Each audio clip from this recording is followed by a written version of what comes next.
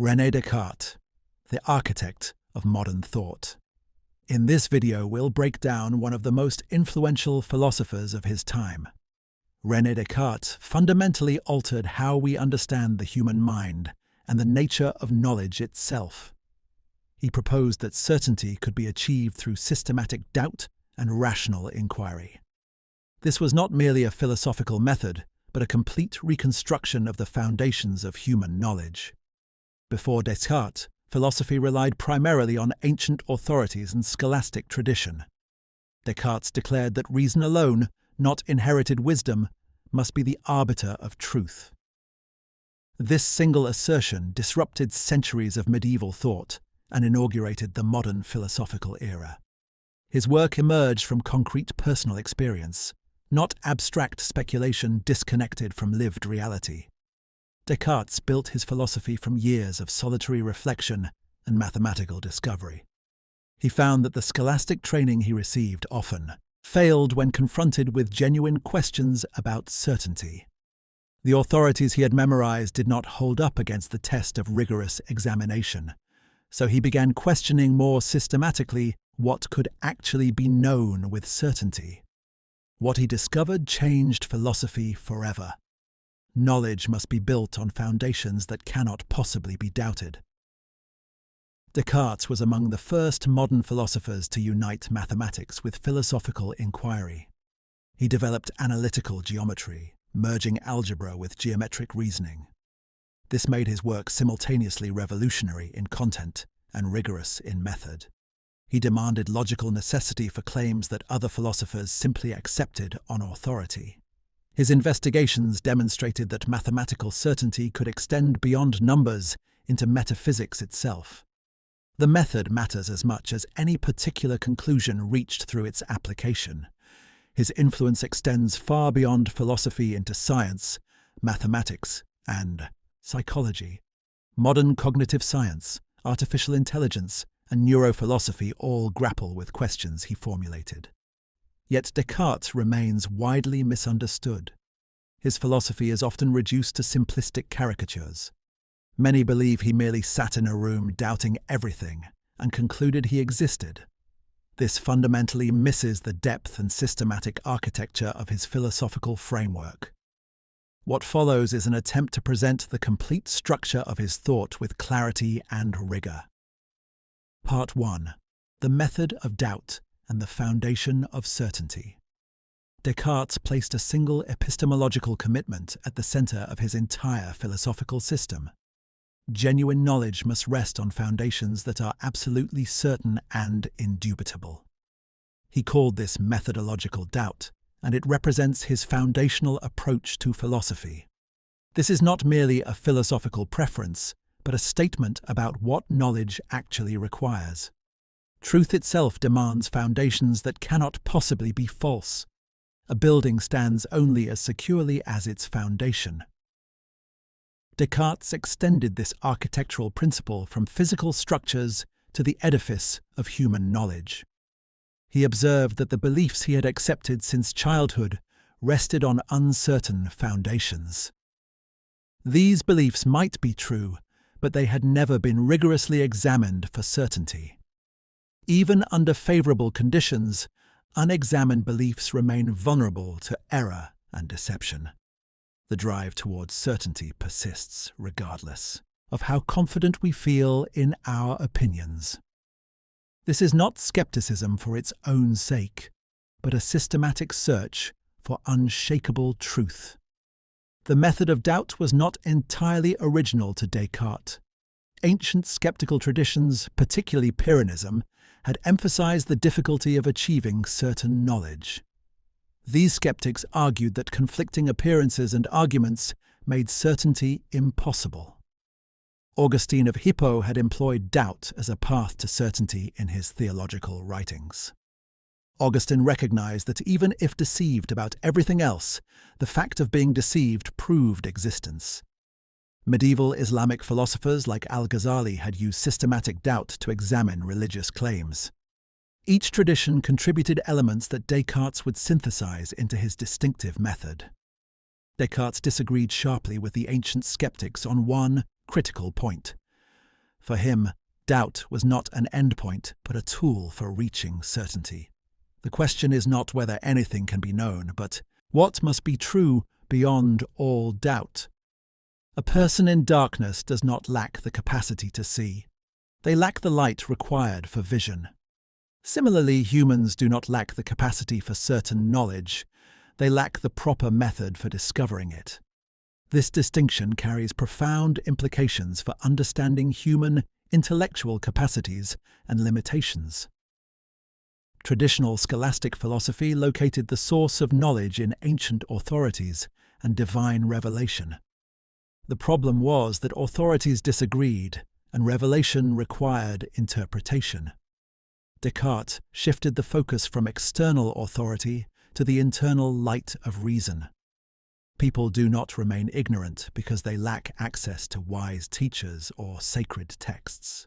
They remain ignorant because they have not properly employed their own rational faculties. The implications here are genuinely radical and often underappreciated. If reason is universal and accessible to all, then no external authority possesses monopoly on truth. Mind itself possesses a kind of direct access to certain truths through clear reasoning. This directly challenges the authority structure of both scholastic philosophy and ecclesiastical power. Descartes was not merely suggesting a new philosophical style. He was questioning whether philosophers should defer to authorities at all. Descartes later expanded the method of doubt into a comprehensive system he called the method. This involved breaking complex problems into simpler parts and proceeding from the simple to the complex. Start with what is most clearly and distinctly perceived. Build from there step by step with logical necessity. Never accept anything as true that is not self-evidently certain. Review the reasoning systematically to ensure no errors have crept in. This methodological approach applies beyond philosophy to all domains of inquiry. Human knowledge represents a special case of this universal rational method. Descartes saw philosophical certainty as continuous with mathematical demonstration and scientific investigation. This methodological unity might seem ambitious, but Descartes grounded it in observable success. He pointed to the certainty achieved in mathematics through deductive reasoning from clear principles. Geometric proofs produce conclusions that cannot be doubted once the reasoning is understood. Physical phenomena, Descartes argued, could be explained through the same rational method. Given appropriate first principles, the natural world becomes intelligible through reason alone. This confidence in reason's power shaped the entire Enlightenment project that followed. Neuroscience and cognitive psychology have since provided some challenges to claims about pure reason. Research on reasoning biases reveals that human thinking is systematically distorted in predictable ways. Studies using brain imaging show that emotion and reason are not separate, but intertwined. The prefrontal cortex responsible for reasoning cannot function independently of emotional centers. People who report high confidence in their reasoning still fall prey to cognitive errors. During normal cognition, the brain does not seek pure logical truth as Descartes suggested. However, the method of systematic doubt contains tensions that Descartes himself acknowledged over time. His early formulation in the Discourse on Method presented doubt as a temporary phase, but in his more developed meditations, he recognized that doubt could become paralyzing. The skeptical arguments he deployed were so powerful that escaping them required extraordinary effort. Once you have genuinely doubted everything, how do you start believing again? This creates a tragic possibility. The method of doubt can undermine the very confidence needed to rebuild knowledge. This tension requires distinguishing between methodological doubt and permanent skepticism. Methodological doubt is a tool employed temporarily to find certainty. Permanent skepticism treats doubt as the final word rather than a means to something beyond. When doubt becomes an end in itself, It blocks the natural movement toward knowledge. The philosopher then doubts the very foundations needed to escape doubt. This is why Descartes believed philosophy must work towards certainty, not rest in uncertainty. Critics have challenged whether Descartes actually escaped the skepticism he deployed so powerfully. If we can doubt everything as thoroughly as he suggests, what allows us to stop doubting? Many philosophers find his arguments for God's existence insufficiently rigorous to bear the weight. If God's existence cannot be proven with certainty, then the escape from doubt fails. This suggests Descartes may have been trapped by his own method, unable to reach the certainty he sought. The demon of doubt he unleashed proved more powerful than the rational tools meant to banish it. Descartes maintained that genuine certainty is achievable despite the power of skeptical arguments. When reason is properly employed, it discovers truths that cannot possibly be false. Remove the distorting influences of prejudice and hasty judgment, and truth becomes accessible. The clarity is there waiting for minds disciplined enough to perceive it. This view has been criticized as overconfident about reason's powers, particularly by later empiricists. Some argue that Descartes underestimates the limits of what pure reasoning can establish. Others suggest his confidence reflects the mathematical successes of his era projected onto all knowledge. The philosopher David Hume directly challenged Descartes on the scope of certain knowledge. Hume argued that reason alone can only discover relationships between ideas, not facts about existence. Descartes responded that properly conducted reason grasps necessary truths about reality itself. The debate remains unresolved, but Descartes' position deserves more careful consideration than it typically receives. He was not claiming that all truths are accessible to reason or that reasoning never errs. He was claiming that some truths are necessarily true and accessible through rational reflection. Error emerges when this method is not followed properly, when we judge hastily or let bias interfere. The evidence from the history of science and mathematics generally supports selective confidence in reason. Logical and mathematical truths discovered through reasoning have proven remarkably stable and reliable. Understanding the method of doubt properly is essential because everything else in Descartes' system depends on it. If you reject this method, the rest of his philosophy loses its logical coherence and justification. If you accept it, then the nature of knowledge, mind, and reality fundamentally changes. The task is no longer to accumulate facts from authorities and tradition. The task becomes rebuilding knowledge on certain foundations discovered through individual reason. This shifts authority from external sources to the thinking individual in a profound way. Part 2. The Cogito, the Self, and the Architecture of Knowledge. Descartes constructed his entire philosophical system around one indubitable certainty. Even when doubting everything, the fact of doubting itself cannot be doubted. I think, therefore I am, the famous cogito ergo sum. This is not a logical inference, but an immediate intuition of one's own existence. It includes the awareness that doubting, thinking, and existing are happening right now. This recognition of one's own thinking existence becomes the foundation for all subsequent knowledge. Once established, this certain knowledge of self becomes the lens through which all other claims are examined. Descartes distinguished between the thinking self and what he called extended substance. The thinking self is immediate, known directly through its own activity of thinking. Extended substance, the physical world, is known only indirectly through mental representations. This dualistic distinction is fundamental to understanding Descartes' entire philosophical architecture. The self as thinking thing exists with certainty. Everything else requires additional argument and proof. Healthy philosophical reasoning requires that we build only on what is genuinely certain.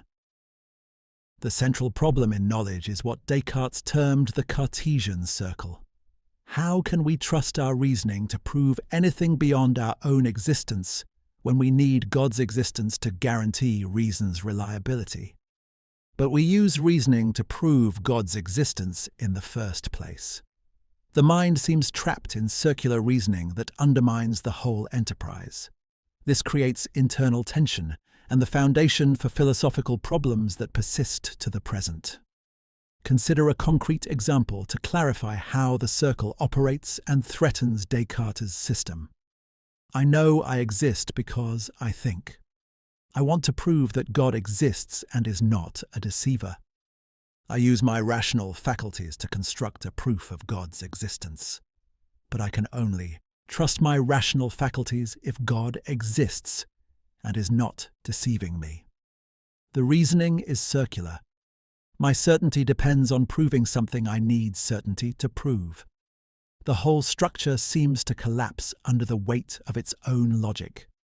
The circularity does not disappear simply because Descartes was brilliant or well-intentioned.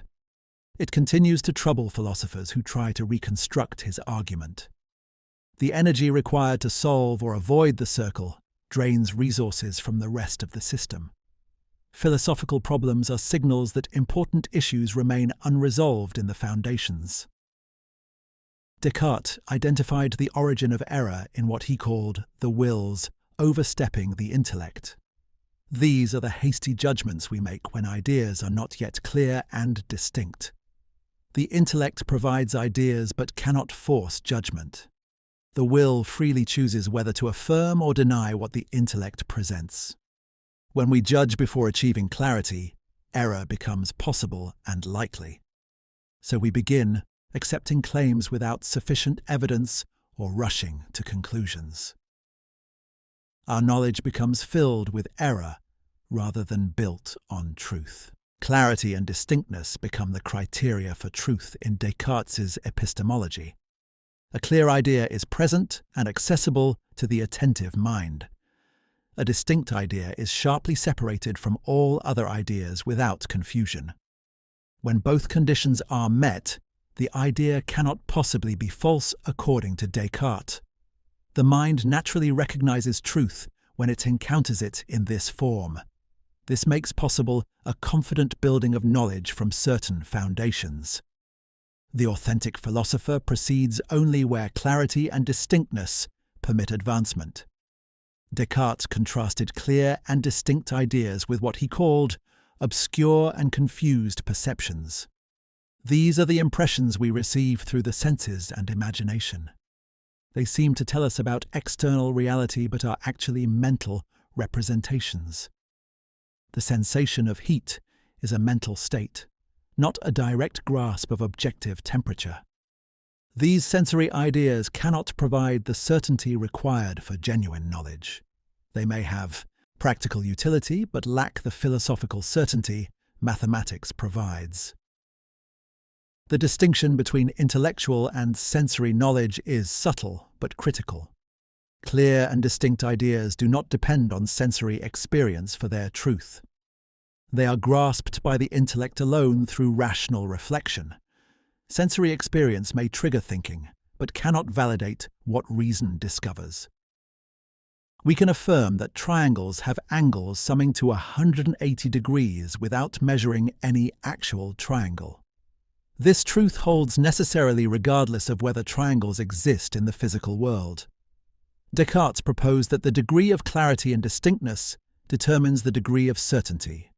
Completely clear and distinct ideas produce absolute certainty like mathematical truths. Less clear ideas produce proportionally less certainty and require more cautious judgment. Totally obscure and confused ideas should not be affirmed at all. This framework provides guidance for calibrating confidence to the quality of evidence available. It explains both certain knowledge and reasonable opinion without invoking arbitrary authorities. This model of knowledge explains error without invoking external deception or cognitive deficiency. Error results from will acting ahead of intellect, from judging before clarity is achieved. The capacity for knowledge is present in all rational beings. The obstacle is improper use of freedom rather than lack of intellectual capacity. Labels like ignorance or stupidity tell us nothing about the person's actual cognitive situation. They create an illusion of understanding while actually preventing genuine analysis.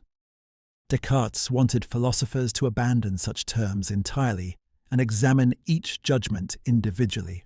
The thinking self contains not only current thoughts, but also innate ideas. These are ideas not derived from experience, but present in the mind from the beginning. The idea of God, of mathematical truths, of the self itself, are all innate. Psychological health involves recognizing and properly employing these innate resources for knowledge. Too much reliance on sensory experience produces chronic confusion and error. But innate ideas must also be examined rather than blindly accepted. A rigid dogmatic reliance on unexamined innate ideas can become another source of error. Descartes' theory of innate ideas drew from multiple intellectual traditions converging in his work. Platonic philosophy emphasized that knowledge is recollection of eternal forms known before birth. The mind does not learn but remembers what it always knew at some level. This means that genuine knowledge requires turning inward rather than looking outward. What matters is not empirical observation, but rational reflection on innate content. The rational soul, as Descartes understood it, is the true domain of philosophical inquiry. This rationalist stance has profound implications for the practice of philosophy and science. The philosopher cannot assume that empirical observation produces knowledge by itself. Data from the senses must be interpreted through rational principles not given in experience. Any claim based purely on observation remains uncertain and provisional at best. The philosopher's job is not to catalogue observations, but to discover necessary truths. This requires radical independence from the contingent facts of sensory experience. The thinking self functions both to know and to be known by itself. Descartes identified the self's transparency to itself as unique among objects of knowledge. The mind knows itself immediately and with certainty through its own thinking.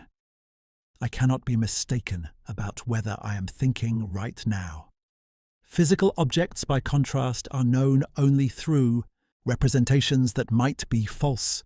These representations operate automatically and unconsciously to present a world to consciousness. The person does not choose to represent the world as they do. It happens through mechanisms mostly hidden from awareness.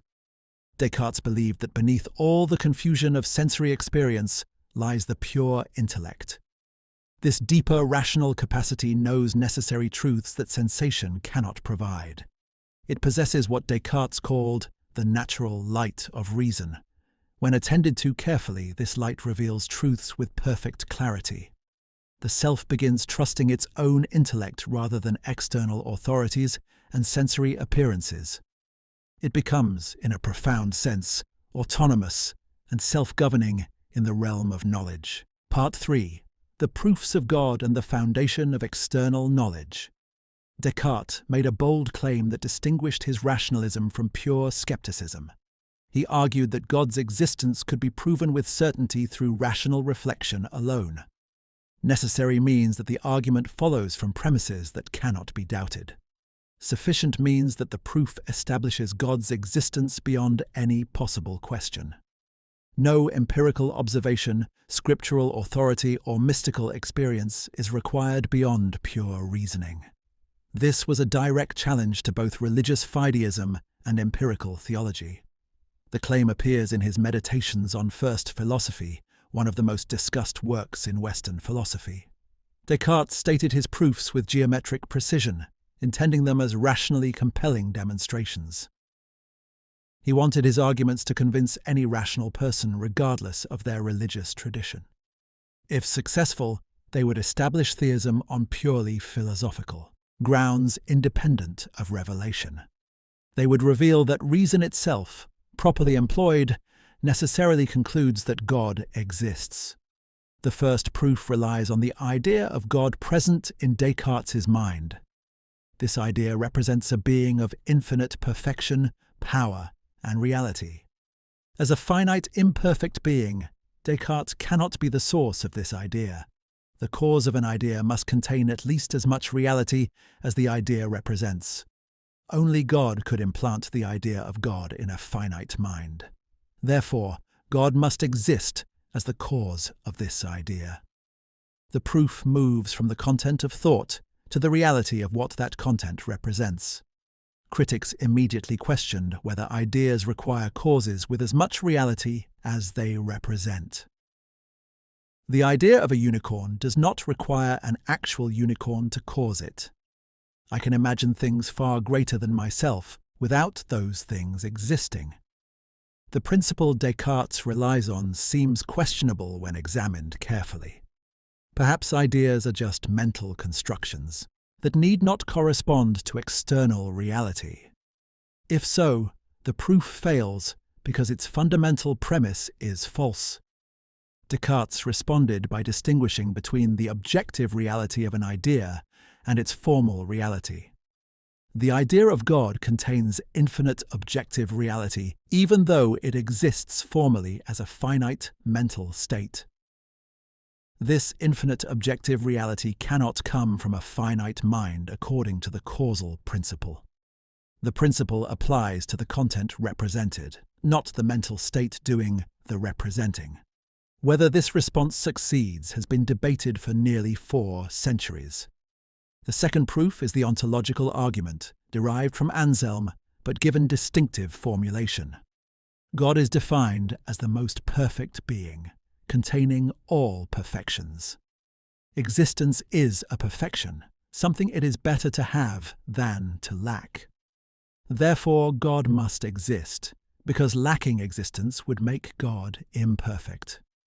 Denying God's existence involves a contradiction, like denying that triangles have 3 sides.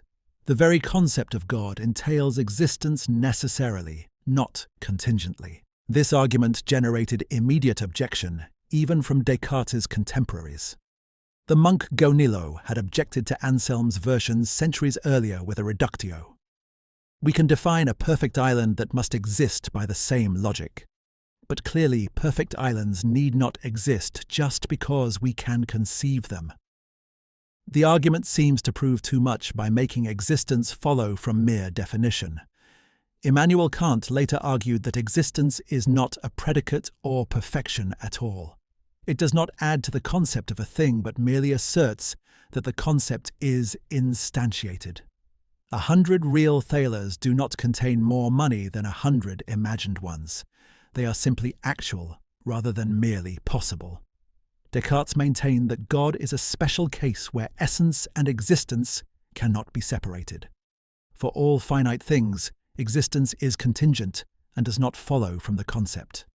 But for an infinite perfect being, existence is part of the very idea itself. Denying God's existence is like affirming a triangle while denying it has angles. The necessity is logical, not merely factual or empirical. The third consideration concerns God's role as guarantor of human knowledge. God exists and is perfect, therefore not a deceiver. A perfect being would not create rational faculties that systematically mislead when properly used. Therefore, clear and distinct ideas must be true because God guarantees reason's reliability. This allows Descartes to trust mathematics, logic, and carefully conducted reasoning.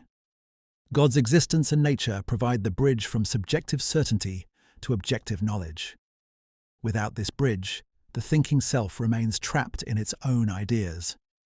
The charge of circular reasoning arises most forcefully here. Descartes uses reason to prove God exists, then uses God to guarantee reason.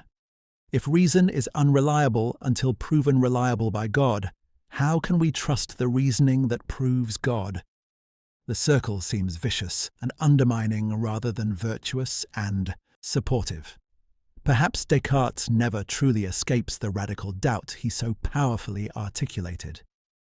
Descartes replied that some truths are self-evident even before proving God's existence. The cogito and basic logical principles are immediately certain without needing divine guarantee.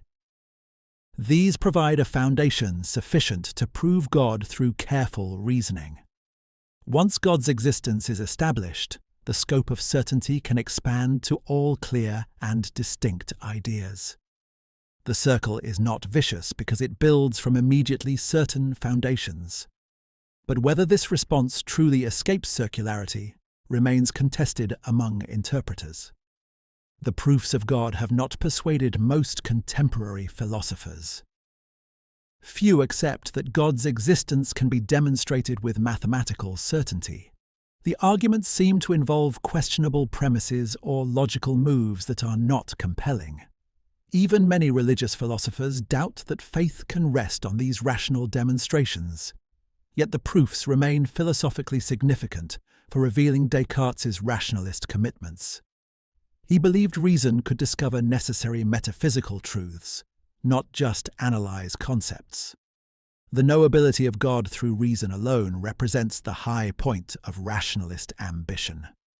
Research on the psychology of belief has raised questions about whether reason operates as Descartes imagined.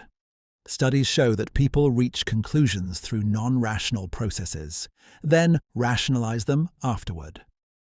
Motivated reasoning causes us to find compelling whatever arguments support conclusions we prefer. The ideal of pure reason, following evidence wherever it leads, rarely describes actual human thinking. Descartes may have been describing an ideal of rationality rather than psychological reality. Part 4. Mind-body dualism and the problem of interaction. Dualism is the most frequently discussed of Descartes' philosophical positions, yet remains widely misunderstood. Popular conceptions reduce dualism to the claim that mind and body are different things. Descartes meant something more precise and more problematic than these common formulations suggest. Substance dualism holds that mind and body are fundamentally different kinds of substance. The mind is a thinking substance with no physical extension in space. The body is an extended substance that occupies space but does not think. These two substances have completely different essential properties according to Descartes. The essential attribute of mind is thought, including all forms of consciousness and mental activity. Thinking substance is indivisible, cannot be broken into parts like physical objects. My thoughts and experiences form a unified whole that cannot be spatially separated. The essential attribute of the body is extension in three-dimensional space. Extended substance is infinitely divisible into smaller and smaller parts. Physical objects can be broken down, but conscious experiences cannot. This fundamental difference in properties makes mind and body distinct substances entirely. Neuroscience research has begun undermining substance dualism through mapping mental states to brain states. Studies identify distinct neural correlates for different types of conscious experience. Damage to specific brain regions eliminates specific mental capacities in predictable ways. Affective disorders involve measurable changes in neurotransmitter systems. Cognitive capacities vary with brain development, decline with neurodegeneration. The tight correlation between mental and physical suggests they are not separate substances.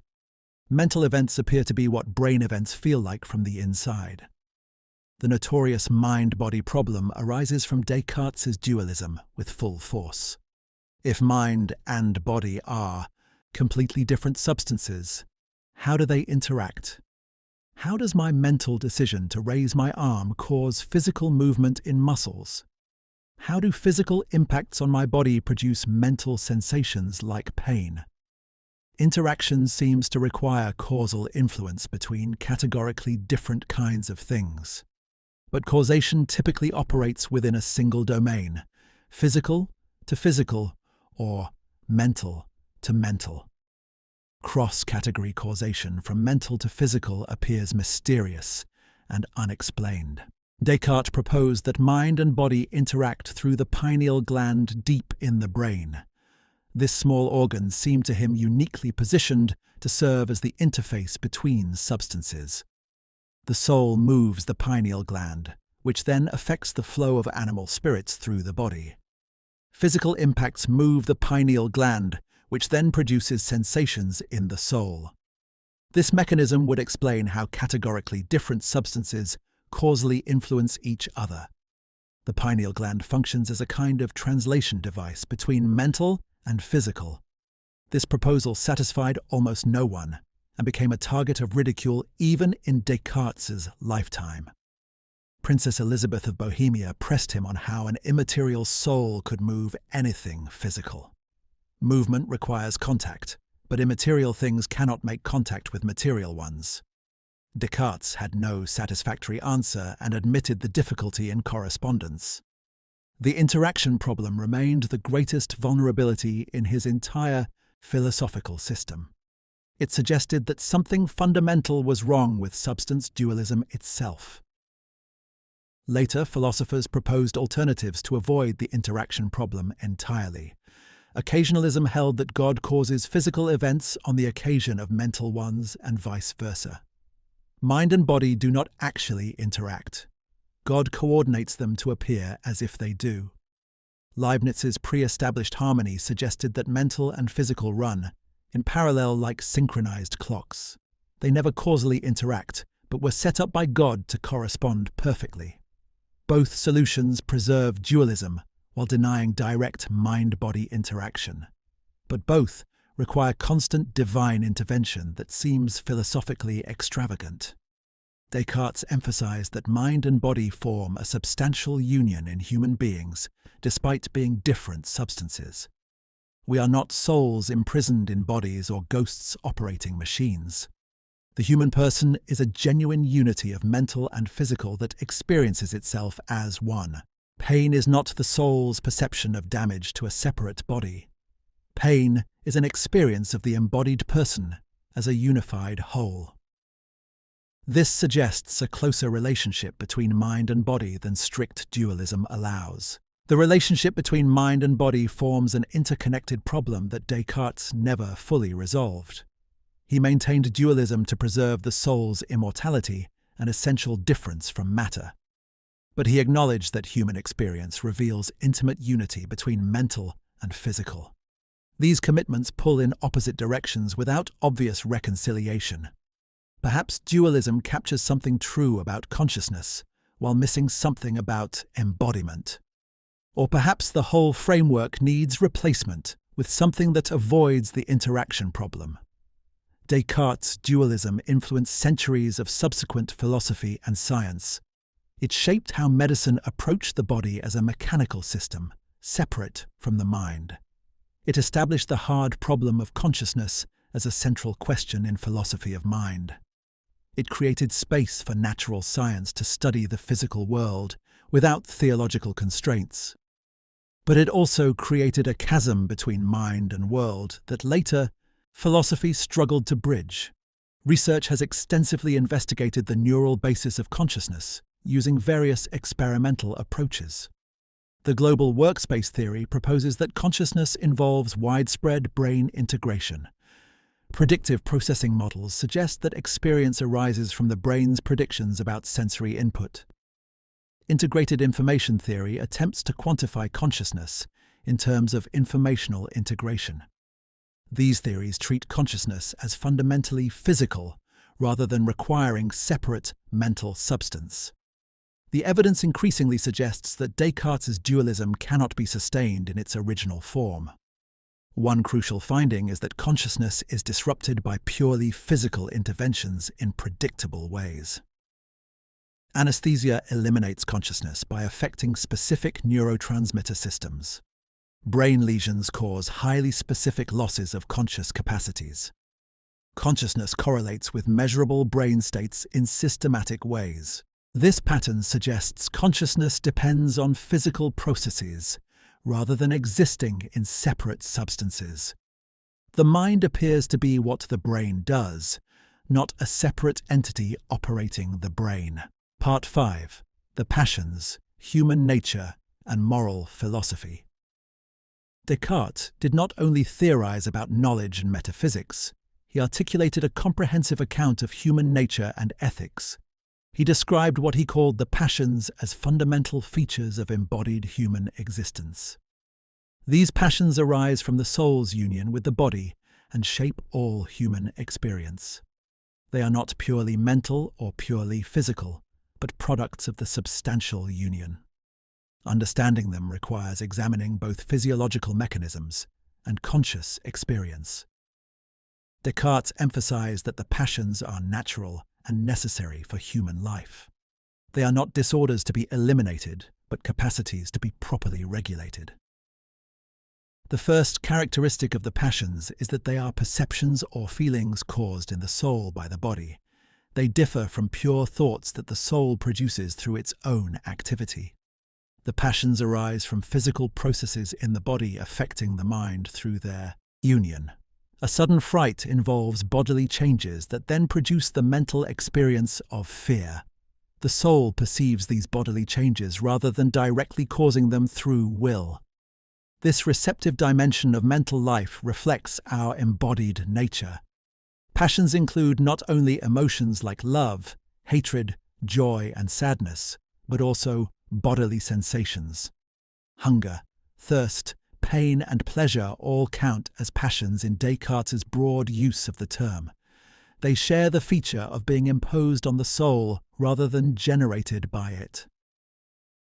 We do not choose to feel hunger or pain. They happen to us through bodily processes. This passive reception distinguishes passions from active thoughts the soul produces voluntarily. The second characteristic is that passions have both physiological and phenomenological dimensions.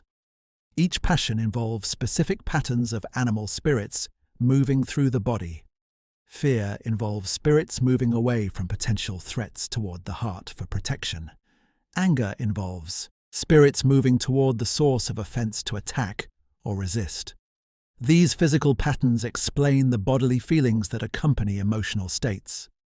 The racing heart, tense muscles, and altered breathing are parts of the passion itself. Passions serve biological functions by preparing the body for adaptive action. Fear prepares us to flee from danger through physiological arousal. Anger prepares us to fight threats through aggressive mobilization. Love orients us toward union with what benefits us. Each passion fitted by nature to promote survival and flourishing. They are not irrational disturbances, but functional responses to significant situations. The third characteristic is that passions can conflict with reason and must be controlled by the will. The soul can experience passions that reason judges inappropriate or excessive. Fear may arise in situations where reason determines there is no real danger. Anger may persist after reason concludes that no response is justified. The will must intervene to moderate or redirect the passion toward proper objects.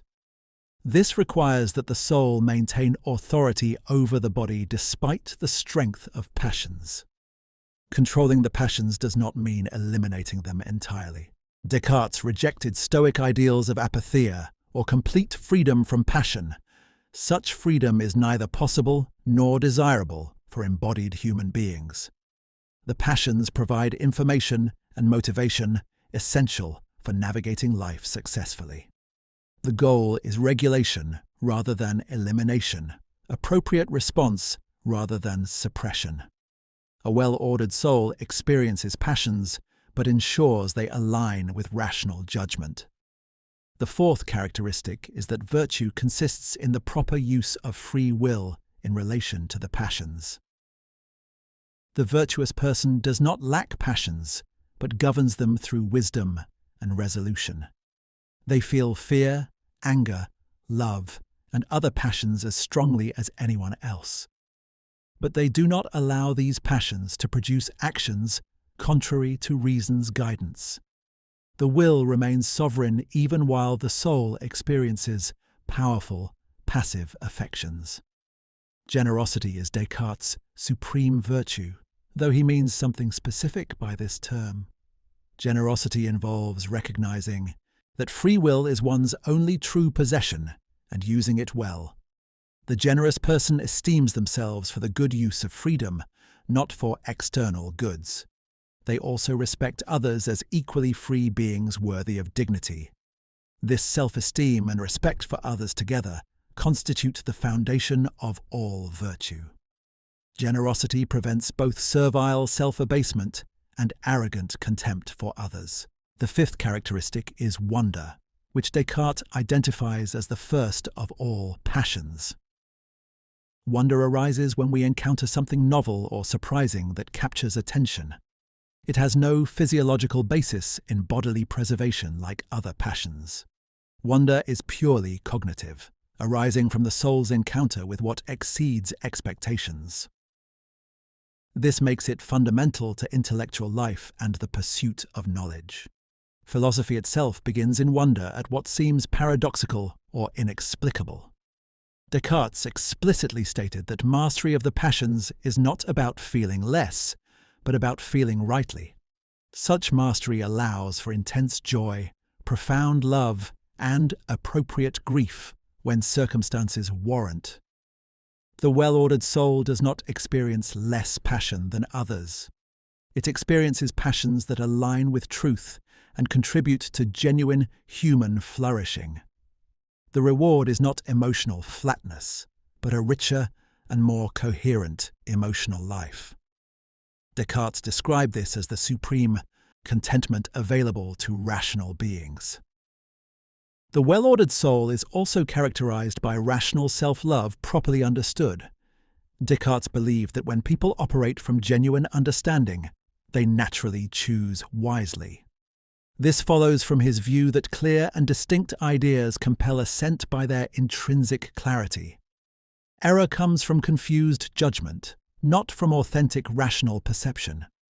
Remove the confusion, and the natural direction is toward truth and appropriate action. Destructive choices emerge from intellectual error, not from some inherent perversity of human nature. This aspect of Descartes' moral psychology has drawn criticism as potentially naive about human motivation. Critics argue that people often know the good but choose otherwise due to weakness of will. Some people seem to authentically value domination, cruelty, or self-destruction. Descartes would respond that these apparent values rest on confused ideas and inadequate self-knowledge. The truly rational will naturally incline toward genuine goods. This remains a philosophical commitment about human nature that cannot be definitively proven or disproven. The virtuous person concept influenced later developments in moral philosophy and psychology. Kant's emphasis on rational autonomy clearly builds on Cartesian foundations about free will. Spinoza's ethics developed directly from engagement with Cartesian metaphysics and moral theory. The concept of rational self-governance appears throughout Enlightenment moral thought. Though moral philosophy has evolved significantly, Descartes helped establish the framework. He articulated the relationship between reason, passion, and virtue in ways that shaped subsequent discussion. Part 6. The Mechanistic Universe and the New Science. Descartes developed his philosophy in explicit opposition to the scholastic Aristotelian framework dominating universities. Scholasticism explained natural phenomena through final causes, substantial forms, and occult qualities. These explanations appeared to Descartes to be empty words that explained nothing. Understanding what he opposed clarifies what he proposed as the alternative vision. The contrast illuminates the revolutionary character of his contribution to natural philosophy. Descartes was not merely offering another theory, but challenging foundational assumptions about explanation. Aristotelian natural philosophy explained motion through inherent tendencies toward natural places. Heavy objects fall because Earth naturally moves toward the center of the universe. Fire rises because it naturally moves toward the celestial realm. These explanations invoked internal principles directing matter toward goals or ends. Objects moved because of what they were trying to achieve according to their nature. Final causes and teleology structured all explanations of the natural world. Descartes rejected Aristotelian explanations as scientifically worthless and philosophically confused. Saying that heavy objects fall because they possess heaviness explains nothing. It merely redescribes the phenomenon using an abstract term. Real explanation requires identifying mechanisms that produce the observed effects. Physics must describe how things actually work, not attribute mysterious properties. The demand for mechanistic explanation replaced teleological understanding with efficient causation. Descartes saw this as essential progress from empty scholasticism to genuine science. The mechanistic worldview treats all physical phenomena as explainable through matter in motion. The entire natural world consists of extended substance moving according to mathematical laws. Nothing exists in nature except matter with geometrical properties and motion. All qualities we perceive like colour, sound, smell are mental, not physical. The physical world contains only size, shape, position, and motion of particles. Everything from planetary orbits to biological processes must be explained mechanistically. The universe is essentially a vast machine operating through contact between moving parts. Descartes and the mechanistic philosophers engaged in a famous implicit debate with vitalism and animism. Vitalists believed that living things possessed a special life force beyond mechanical explanation. Descartes insisted that animal bodies are pure machines without souls or immaterial principles. They operate through the same mechanical laws as clocks and hydraulic systems. The apparent purposiveness of biological systems reflects complex machinery, not genuine teleology. He demonstrated this through detailed mechanical explanations of physiological processes like circulation and digestion. Descartes did not reject all purpose or design in nature, but relocated it to God's creative intentions. God designed the natural machine to operate according to mathematical laws. But the machine itself contains no internal purposes or goals. It simply operates as designed through mechanical necessity. Purpose exists in the mind of the creator, not in the created mechanical system. This preserved divine design while eliminating it from scientific explanation of natural processes. He also rejected the substantial forms that Aristotelians use to explain different types of substances. There is no substantial form of gold that makes gold what it is. Gold is simply matter with a particular configuration of particles. All differences between substances reduce to geometrical arrangement of identical material particles. This radical simplification made nature mathematically tractable in unprecedented ways. The diversity of natural phenomena could be explained through combinations of simple elements. Complexity emerges from simple mechanical principles operating on homogeneous matter. The hierarchical structure of the mechanistic worldview was not merely Descartes' invention, but represented emerging consensus. Galileo emphasized that the book of nature is written in the language of mathematics. Only geometrical properties belong to objects themselves. Sensory qualities are observer-dependent. Bacon argued that natural philosophy should seek mechanical explanations rather than final causes. Gassendi revived ancient atomism as a mechanistic alternative to Aristotelian physics. These thinkers converged on mechanistic explanation, even while disagreeing about details. Descartes synthesized and systematized what was becoming the new approach to natural philosophy. Descartes' mechanistic physiology particularly exemplified his approach to biological explanation. He proposed that animal bodies operate through hydraulic systems, moving animal spirits through nerves. The heart functions as a pump, circulating blood throughout the body mechanically. Digestion involves mechanical grinding and chemical fermentation of food particles. Even complex behaviors like hunting could be explained through mechanical reflex arcs. No immaterial soul or vital principle was needed to explain animal behavior and physiology. This mechanical account of animal bodies raised immediate questions about human bodies and souls. If animal bodies are pure machines, what about human bodies? Descartes' extended mechanistic explanation to human physiology while insisting humans also possess immaterial souls. The human body operates mechanistically like animal bodies, but human minds think, something no machine can do according to Descartes. The soul's presence makes humans fundamentally different despite bodily similarities to animals. Both the mechanical world and the thinking soul shared deterministic features that Descartes explicitly acknowledged.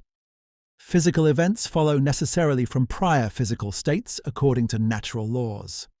Mental judgments follow necessarily from the clarity and distinctness of ideas perceived. Neither realm leaves room for chance or arbitrary choice. Yet Descartes maintained that human free will exists despite this determinism. The will freely chooses whether to affirm or deny ideas the intellect presents. This freedom coexists with the necessity governing how ideas present themselves. The relationship between freedom and necessity remained a tension Descartes never fully resolved. Contemporary physics has revealed that the mechanistic worldview cannot fully explain natural phenomena. Quantum mechanics shows that physical systems have irreducible indeterminacy at fundamental levels. Entanglement demonstrates non-local correlations that pure mechanisms cannot accommodate. Relativity reveals that space and time are not absolute containers, but dynamic aspects of reality. The clockwork universe Descartes imagined has been replaced by something stranger and less mechanical. Yet his emphasis on mathematical description remains central to modern physics. Descartes' mechanism influenced the entire scientific revolution and subsequent development of physics. Newton built on Cartesian foundations while correcting specific errors in his physics. The principle that nature operates through mathematical laws became foundational for all subsequent science. Even theories that superseded Cartesian physics retained the mechanistic explanatory framework. What appears to work through mechanisms continues as the default assumption in scientific explanation.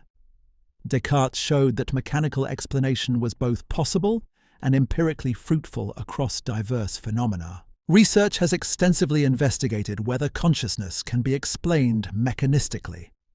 Computational theories of mind attempt to explain thinking through information processing mechanisms. Neural network models show how complex cognition can emerge from simple mechanical units. Functionalism argues that mental states are defined by their causal roles in a system.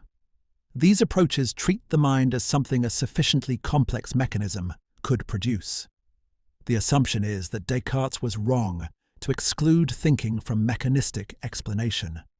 One crucial question is whether subjective experience can be mechanistically explained or remains irreducible.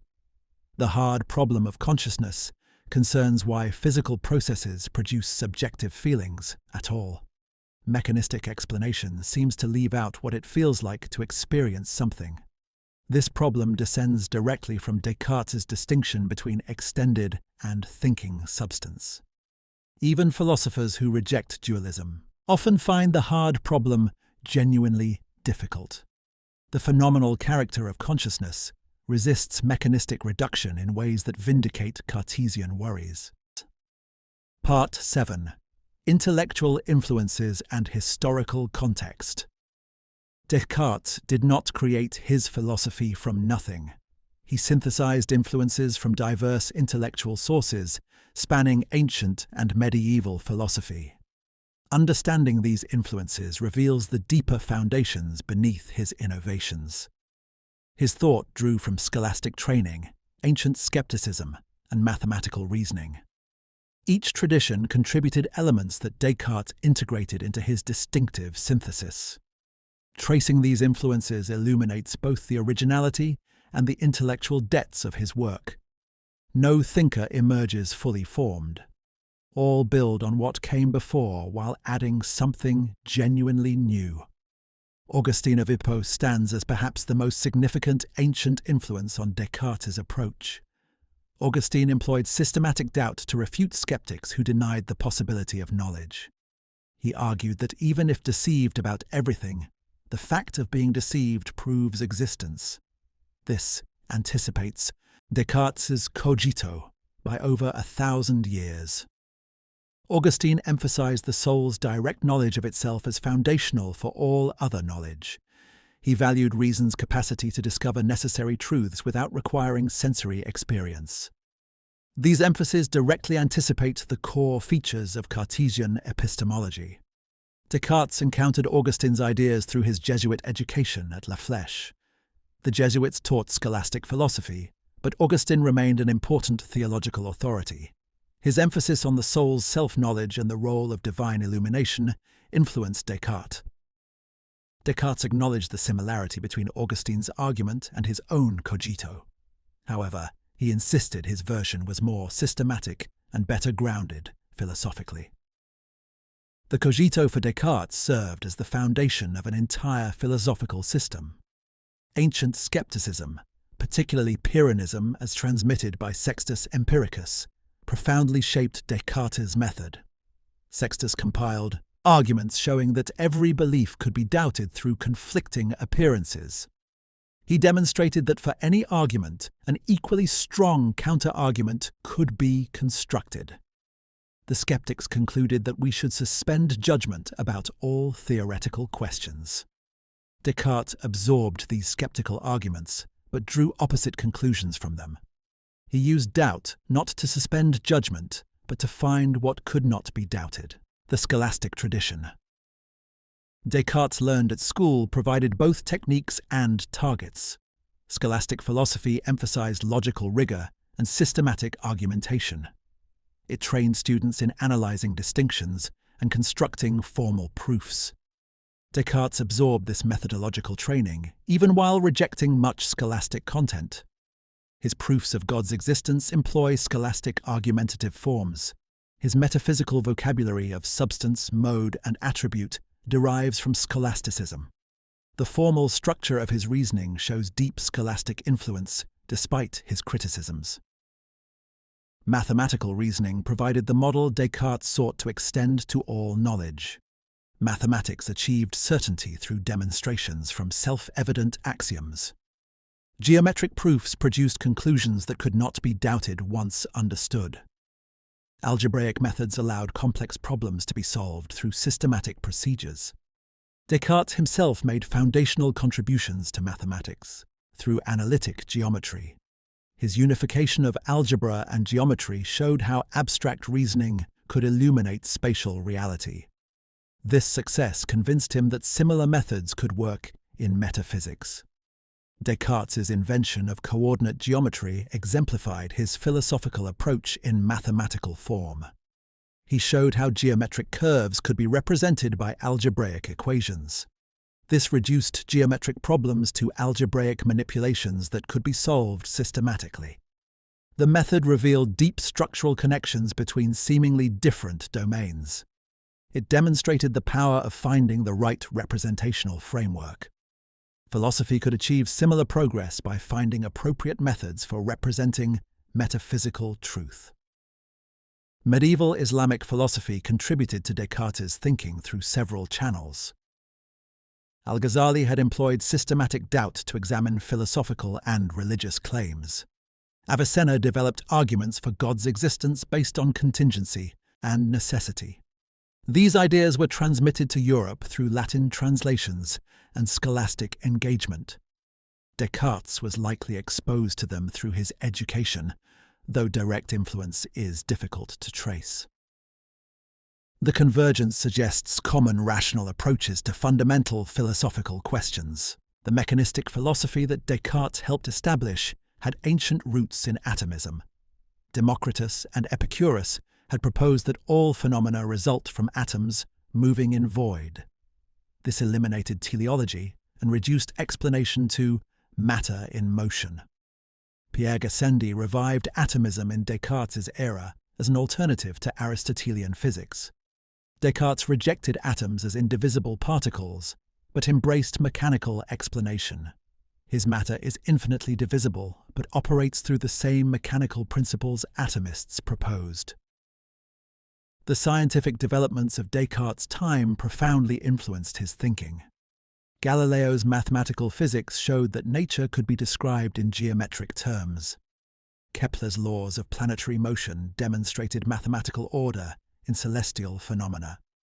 Harvey's discovery of circulation revealed mechanistic operation of biological systems. These achievements validated the mechanistic approach Descartes was developing philosophically. They showed that mathematical explanation could replace Aristotelian qualitative description. Descartes' personal experiences also shaped his philosophical development in important ways. His famous day in the stove-heated room where he developed his method came during the 30 Years' War. The chaotic religious conflict convinced him that certainty required rational foundations beyond tradition. His extensive travel exposed him to diverse cultures and beliefs, fueling his skepticism about received opinion. His isolation and solitude provided time for the sustained reflection his method required. The philosophy grew from lived experience, not merely abstract theorizing. His relationship with Princess Elizabeth of Bohemia influenced his later thinking about mind-body interaction. Her penetrating questions forced him to clarify and sometimes modify his positions. She pressed particularly on how immaterial minds could move material bodies. Descartes acknowledged the difficulty and admitted his explanations remained inadequate. This intellectual friendship demonstrated that philosophical progress requires critical dialogue. Even the greatest philosopher cannot see all implications and objections without interlocutors. The historical development shows Descartes integrating streams that had not previously been combined. He brought together Augustinian self-knowledge with mathematical rigor. He merged skeptical methods with rationalist confidence in reason's power. He united mechanistic physics with metaphysical dualism. This creative synthesis produced something genuinely new, not merely repetition of prior ideas. Descartes transformed his influences into a coherent and original philosophical vision. Part 8. Descartes as scientist, empirical work and the scientific method. Descartes was not merely a philosopher and mathematician, but an active, experimental scientist. He insisted that natural philosophy must engage with empirical observation and experimentation. This commitment distinguished him from purely speculative philosophers who reasoned from first principles. Descartes believed that rationalism and empiricism were not opposed, but mutually necessary. His scientific program pioneered methods for systematically investigating natural phenomena. His empirical work influenced not only philosophy, but biology, physics, and optics. Descartes made significant contributions to optics through both theoretical analysis and practical experiment. He explained refraction through mechanical principles governing light as motion of particles. His sine law of refraction correctly described how light bends when passing between media. This law allowed precise predictions about optical phenomena that could be tested empirically. He studied rainbows by experimenting with water-filled glass spheres representing raindrops. The experiments revealed how refraction and reflection within droplets produce rainbow colors. This demonstrated that mathematical laws govern optical phenomena in ways that can be empirically verified. The optical work revealed that Descartes' method combined rational analysis with systematic observation. He did not simply theorize about light, but tested theories through careful experimentation. The experiments were designed to answer specific questions derived from theoretical considerations. This interplay between theory and experiment became foundational for modern scientific methodology. Neither pure reason nor pure observation suffices for natural philosophy. Knowledge requires both working together in systematic investigation. Descartes developed detailed mechanistic explanations for physiological processes. He studied animal anatomy through dissection, examining organs and bodily structures. His account of circulation improved on earlier theories, though Harvey's version proved more accurate. He proposed mechanistic explanations for digestion, respiration, and sensory perception. These explanations attempted to show that complex biological functions could be understood mechanically. No vital force or immaterial principle was needed beyond matter in motion. The physiological investigations were not purely empirical, but guided by metaphysical commitments. Descartes approached biology expecting to find mechanical explanations consistent with his philosophy. His observations were interpreted through the lens of mechanistic presuppositions. This shows how metaphysics and empirical science interacted in his work. The philosophy shaped what he looked for and how he interpreted what he found. Yet the empirical investigations also constrained and refined his theoretical commitments. Descartes proposed methodological rules for conducting natural philosophy successfully. Begin with the simplest, most certain principles available to reason. Divide complex problems into simpler parts that can be addressed individually. Proceed systematically from simple to complex, building up comprehensive explanations. Review the reasoning to ensure no errors have been introduced anywhere in the chain. These rules apply to both theoretical reasoning and empirical investigation. The rules reflected his mathematical experience extended to broader inquiry. Geometric proofs proceed from axioms through logical steps to theorems. Natural philosophy should follow the same pattern from first principles to specific explanations. But Descartes acknowledged that natural philosophy cannot achieve the same certainty as mathematics. Physical hypotheses must be tested against observation and may require revision. The ideal remains mathematical certainty, even if complete achievement is impossible. Research on Descartes' actual scientific practice reveals tensions between his methodological ideals and his practice.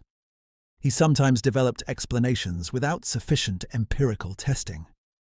His cosmology posited vortices of matter to explain planetary motion without strong empirical support. Some physiological explanations rested more on mechanistic assumptions than anatomical observation. The gap between methodological rhetoric and actual practice shows the difficulty of his synthesis. Combining rationalism and empiricism proves harder than his method suggests. Critics argue that Descartes' mechanistic presuppositions sometimes blinded him to empirical evidence.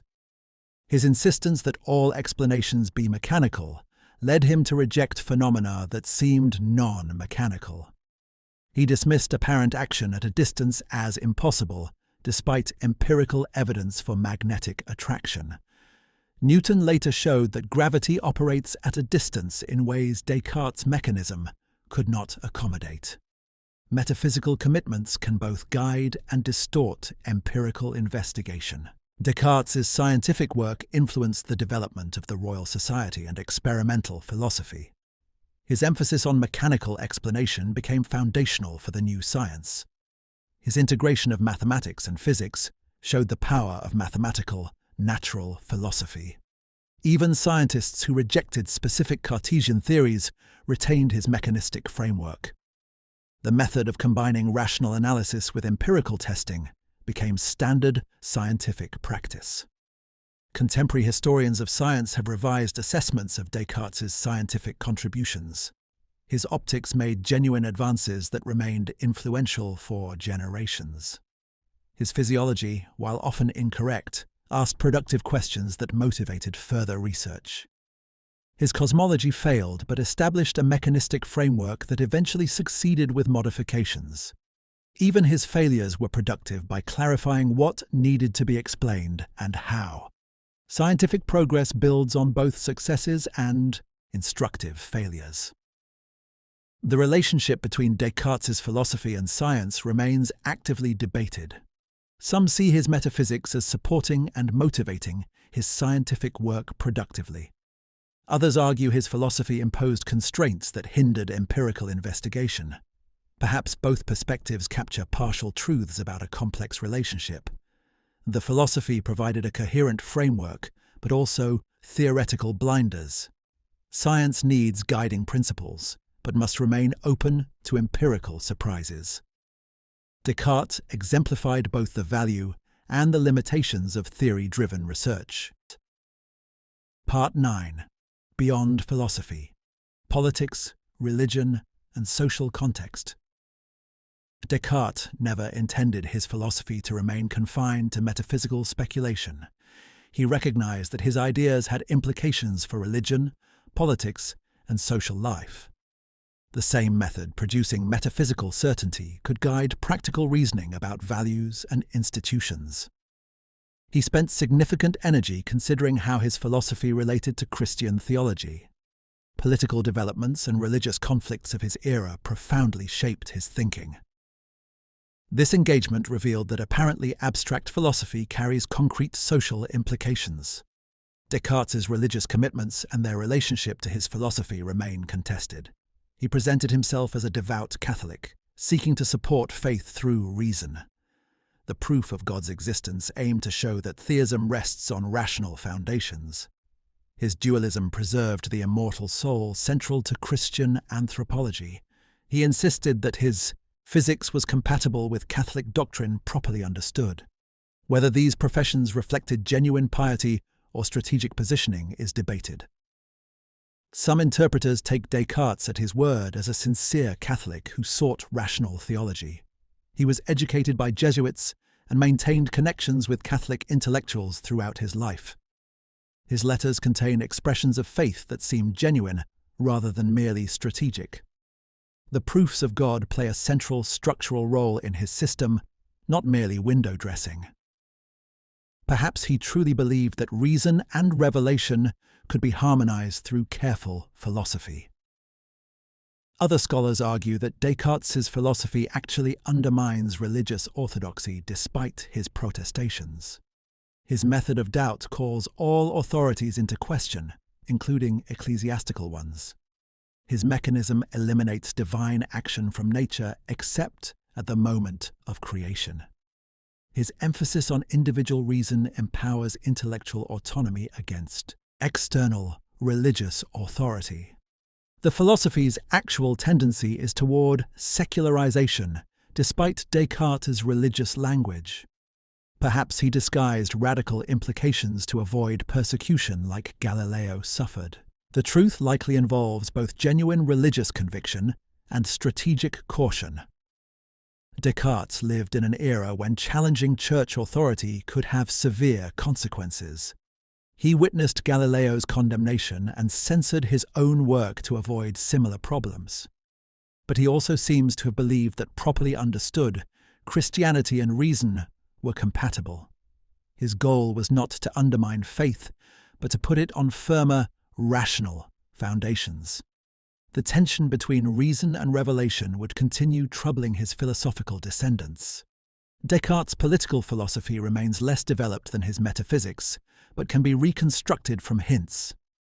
He lived through the 30 Years' War that devastated Europe through religious conflict. This experience convinced him that certainty in political matters was desperately needed. Traditional authorities had proven unable to prevent catastrophic violence and chaos. Perhaps rational principles could establish political order more securely than tradition. His methodological emphasis on individual judgment implied limits on political authority. The political implications of Cartesian philosophy appeared more clearly in later thinkers. Hobbes developed mechanistic philosophy into a theory of sovereign power based on rational consent. Locke built natural rights theory on foundations similar to Cartesian certainty about self-knowledge. The Enlightenment generally drew on Descartes' emphasis on reason's authority against tradition. Revolutionary politics in France explicitly invoked Cartesian ideals of rational reconstruction. Whether Descartes would have endorsed these developments remains uncertain. Descartes advocated a provisional morality to guide action, while philosophical certainty was being established. This morality had three maxims that reveal his practical orientation.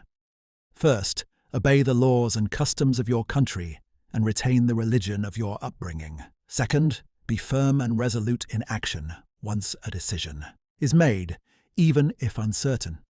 Third, seek to master yourself rather than fortune and change your desires rather than the world. This conservative ethics contrasts with his radical epistemology in interesting ways. The provisional morality suggests that Descartes separated theoretical and practical reason sharply. In theoretical matters, doubt everything until reaching certainty through systematic methods. In practical matters, follow established norms while conducting philosophical investigation. This prevented radical skepticism from paralyzing action during the search for truth. It also shielded him from charges of undermining social order through his philosophy. Whether truly provisional or actually his final ethics remains unclear.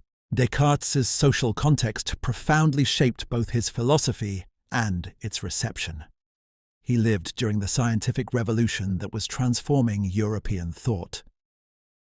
The authority of Aristotle and the ancients was being challenged by new discoveries. The printing press had made texts widely available, enabling intellectual exchange across Europe. The Reformation had shattered Christian unity and created competing religious authorities. This context made the search for certain foundations urgent and practically significant. The Republic of Letters in which Descartes participated enabled philosophical development through correspondence.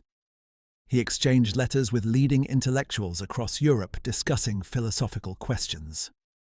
Princess Elizabeth, Mersenne, Hobbes, and many others engaged his ideas through this network. The correspondence allowed him to test arguments, respond to objections, and refine positions. Philosophy advanced through this collective enterprise rather than isolated individual speculation. Descartes' work represents both personal genius and participation in the broader intellectual community. His decision to live in the Dutch Republic rather than France reflected both intellectual and practical concerns. The Netherlands offered greater freedom of thought and publication than Catholic France. Protestant toleration allowed philosophical inquiry less constrained by religious authority. Descartes could work and publish with less fear of censorship or persecution. Yet he still exercised caution about controversial implications of his philosophy. Even in the tolerant Netherlands, challenging orthodoxy carried risks. The condemnation of his works by various authorities shows the threatening implications detected by contemporaries. Catholic authorities placed his works on the index of forbidden books. The University of Utrecht condemned his philosophy as dangerous to traditional learning. Protestant theologians worried that his mechanism eliminated divine providence from nature. These reactions demonstrate that his contemporaries recognized radical implications even when Descartes denied them. The philosophy threatened established authorities across denominational lines. Part 10.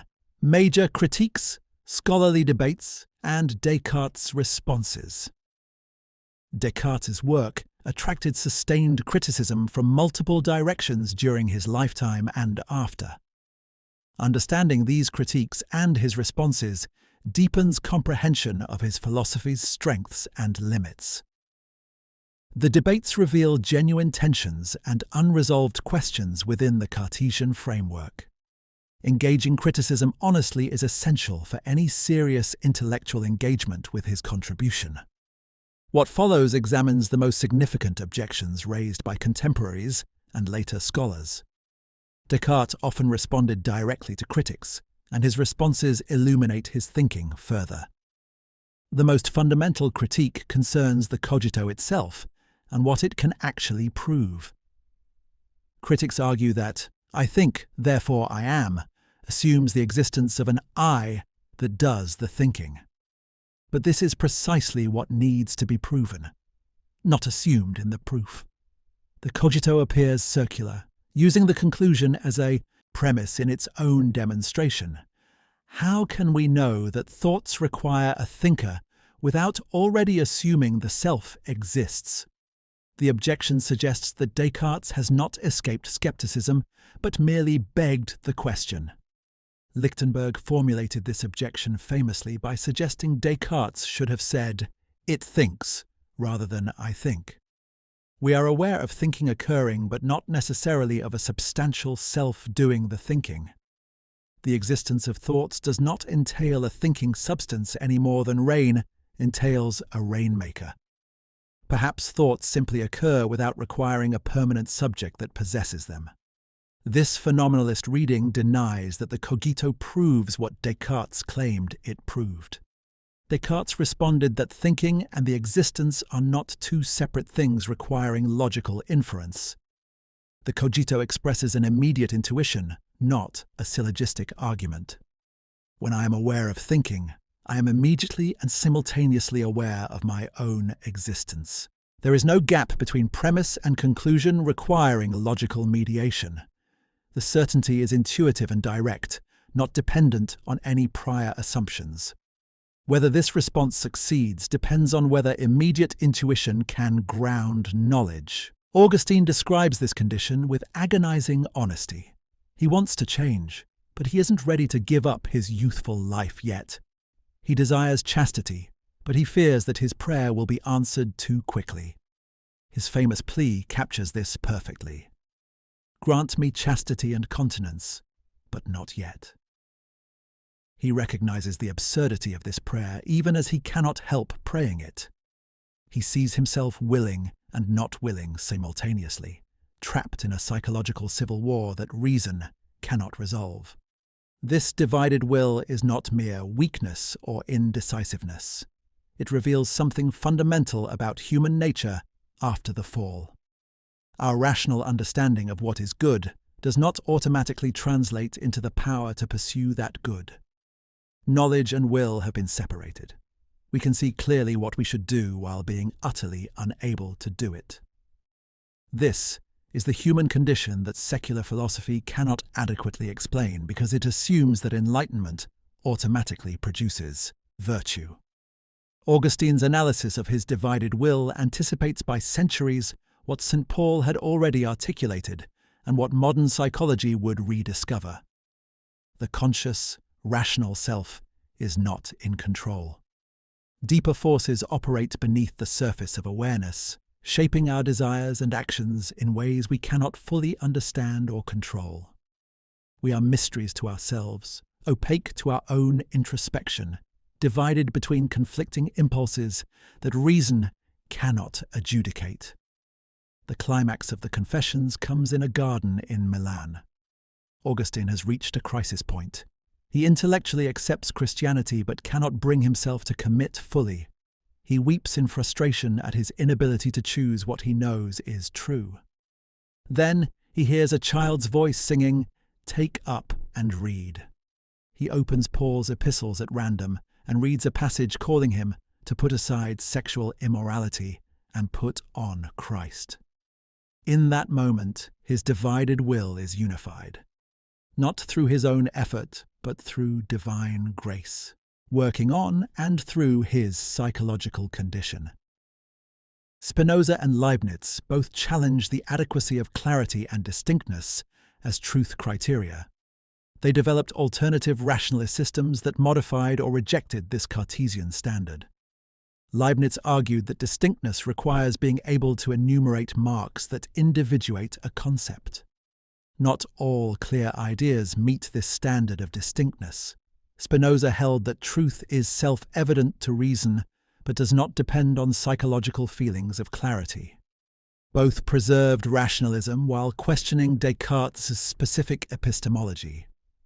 Descartes maintained that genuine clarity and distinctness, not merely apparent clarity, guarantees truth. When the mind genuinely perceives something clearly and distinctly through proper method, error is impossible. The problem is that people often mistake confused ideas for clear ones through hasty judgment. With proper intellectual discipline and systematic method, clarity becomes recognizable. Whether this response merely pushes the problem back without solving it remains contested. A fourth critique questions whether substance dualism can be sustained given interaction problems. Princess Elizabeth's objection that immaterial minds cannot move material bodies remains compelling. Descartes never provided a satisfactory account of how categorically different substances causally interact. His appeal to the pineal gland is mechanistically inadequate. If he cannot explain interaction, dualism appears untenable despite its intuitive appeal. Perhaps the whole framework needs replacement rather than minor modifications. Occasionalism and pre-established harmony arose as attempts to preserve dualism while denying interaction. But these solutions seemed metaphysically extravagant to many philosophers. They required constant miraculous divine intervention to coordinate mind and body. Alternative monisms that reduce mental to physical or vice versa avoided interaction problems. Materialism, idealism, and neutral monism each offered ways out of Cartesian dualism. The persistence of alternatives suggests that dualism's problems may be fatal rather than merely difficult. Descartes could respond that the interaction problem does not disprove dualism, but reveals our ignorance. We directly experience that our mental decisions cause bodily movements somehow. This experiential certainty outweighs our inability to explain the mechanism completely. Similarly, we know minds and bodies are different, even if we cannot explain their interaction. Perhaps some truths about reality exceed our complete explanatory understanding. The alternative monisms face their own problems that may be equally severe. A fifth critique targets the cultural and historical limitations of Cartesian thought. Feminist philosophers have argued that Descartes' philosophy reflects masculine bias in problematic ways. The emphasis on pure reason detached from body and emotion reflects gendered associations. Women were associated with body and emotion, men with mind and reason. Cartesian dualism thus reinforced and naturalized gender hierarchies. The ideal of disembodied reason becomes a specifically masculine ideal that devalues feminine experience. Post-colonial critics note that Cartesian individualism reflects European cultural assumptions not universal to humanity. Many non-Western traditions emphasize relational selfhood rather than isolated thinking egos. The Cogito presumes a self-contained individual consciousness that some cultures would find alien. Descartes' claim to have discovered universal rational truth may actually express particular cultural values. What appears as human nature may be European nature mistaken for something universal. Descartes might respond that cultural variation affects applications, but not fundamental rational principles. The cogito and basic logic hold across all cultures, even if expressed differently. Mathematical truths do not vary based on who discovers them. The charge of cultural bias may conflate epistemology with ethics or applied philosophy. Core Cartesian insights about reason and certainty transcend particular cultural contexts. But whether this defense succeeds depends on how deeply culture shapes thought itself. Part 11. Legacy and Influence. Rationalism, Empiricism, and Kant. Descartes' influence extends far beyond those who explicitly identified as Cartesians. His ideas permeate modern philosophy, often without explicit acknowledgement of their source. Several major philosophical movements developed directly in response to his foundational work. Tracing these lineages reveals how deeply his thinking shaped subsequent intellectual history. The influence operates both through direct intellectual dissent and through reaction and critique. Many philosophers defined their positions through engagement with Cartesian problems. Continental rationalism, developed by Spinoza, Leibniz, and later thinkers, represents the most direct continuation. These philosophers accepted Descartes' confidence in reason's power to discover metaphysical truth. They believed that systematic rational reflection could establish necessary truths about reality. But each modified Cartesian metaphysics in significant ways while retaining the rationalist method. Spinoza collapsed Descartes' dualism into monism with one infinite substance. Leibniz replaced extended substances with immaterial monads to solve interaction problems.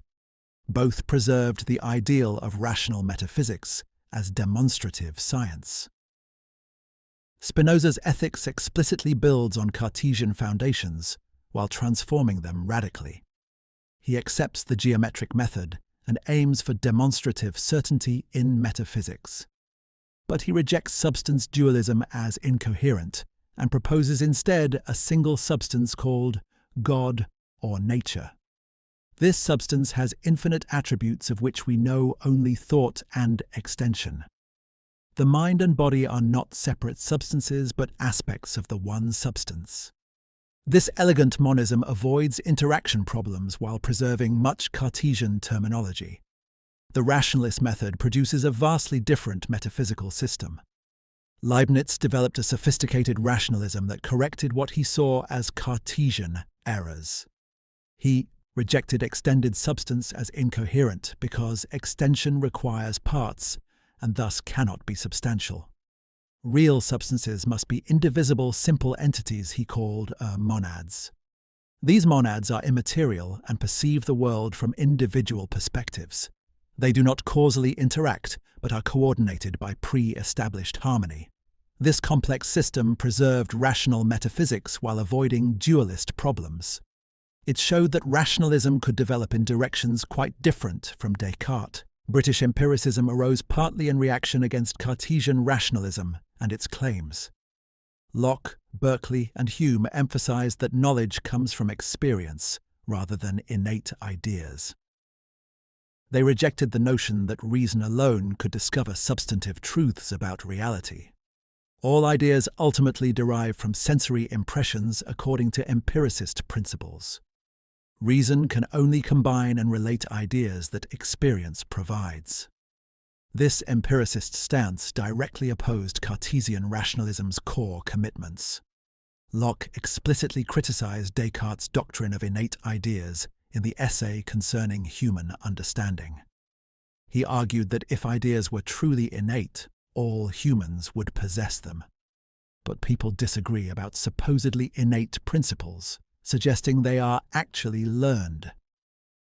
The mind at birth is a blank slate written on by experience. Even apparently necessary truths like logic are abstracted from experience over time. This empiricist alternative seemed more scientifically respectable than rationalist speculation. Hume pushed empiricism to skeptical conclusions that threatened all metaphysical knowledge. If all ideas come from impressions, then ideas of substance, causation, and self are illegitimate. We never directly experience underlying substances, only qualities that appear together. We never experience necessary causal connections, only constant conjunctions of events. The supposedly simple unitary self is not given in experience, but constructed from memories. Empiricism consistently applied undermines the metaphysical certainty rationalists sought. Hume's fork between relations of ideas and matters of fact challenged the Cartesian project fundamentally. Kant attempted a grand synthesis of rationalism and empiricism in his critical philosophy. He accepted that all knowledge begins with experience, but denied that all derives from experience. The mind contributes forms of intuition and categories of understanding that structure experience. These a priori elements make experience possible, but cannot be derived from experience. Kant thus preserved both empiricist insights about experience and rationalist insights about necessary structures. His Copernican revolution reoriented philosophy around how the mind constitutes its objects. The critique of pure reason engaged directly with Cartesian arguments and problems throughout. Kant rejected the possibility of proving God's existence through pure reason. The ontological argument commits the error of treating existence as a predicate. The cosmological arguments all depend on invalid inferences beyond possible experience. Metaphysical knowledge of things in themselves is impossible, according to Kant. But he preserved a role for rational necessity in structuring possible experience. This critical approach transformed but did not simply reject the Cartesian project. Kant's refutation of idealism addressed Descartes' skeptical problems about external reality. Descartes wondered how we know bodies exist when we directly experience only mental ideas. Kant argued that even self-awareness requires awareness of permanent objects in space. Inner experience is possible only through relation to outer experience of the external world. Skepticism about external objects, thus, undermines the cogito itself. This ingenious argument turned Cartesian doubt against itself to establish external reality. Phenomenology in the 20th century returned to Cartesian themes while transforming them. Husserl explicitly identified his project as realizing Descartes' dream of philosophy as rigorous science. He employed a method of epoche, or bracketing, similar to Cartesian doubt. This suspension of natural assumptions aimed to reach pure consciousness and its essential structures. But phenomenology rejected Cartesian dualism and focused on intentional consciousness directed at objects. The mind is not a separate substance, but a field of meaning, constituting activity. Existentialism developed from phenomenology while emphasizing human freedom and concrete existence. Existentialists rejected Cartesian emphasis on abstract rational essence detached from existence. Existence precedes essence for human beings according to existentialist principles. We are not thinking of substances with fixed natures, but self-creating beings. The Cartesian self as thinking thing misses the fundamentally temporal and engaged character of human existence. Sartre, Heidegger, and Merleau-Ponty all defined their projects partly through opposition to Cartesianism. Analytic philosophy in the Anglo-American tradition also grappled extensively with Cartesian problems. The problem of other minds asks how we know other people have conscious experiences. Cartesian dualism makes this problem acute, since mental states are private and internal.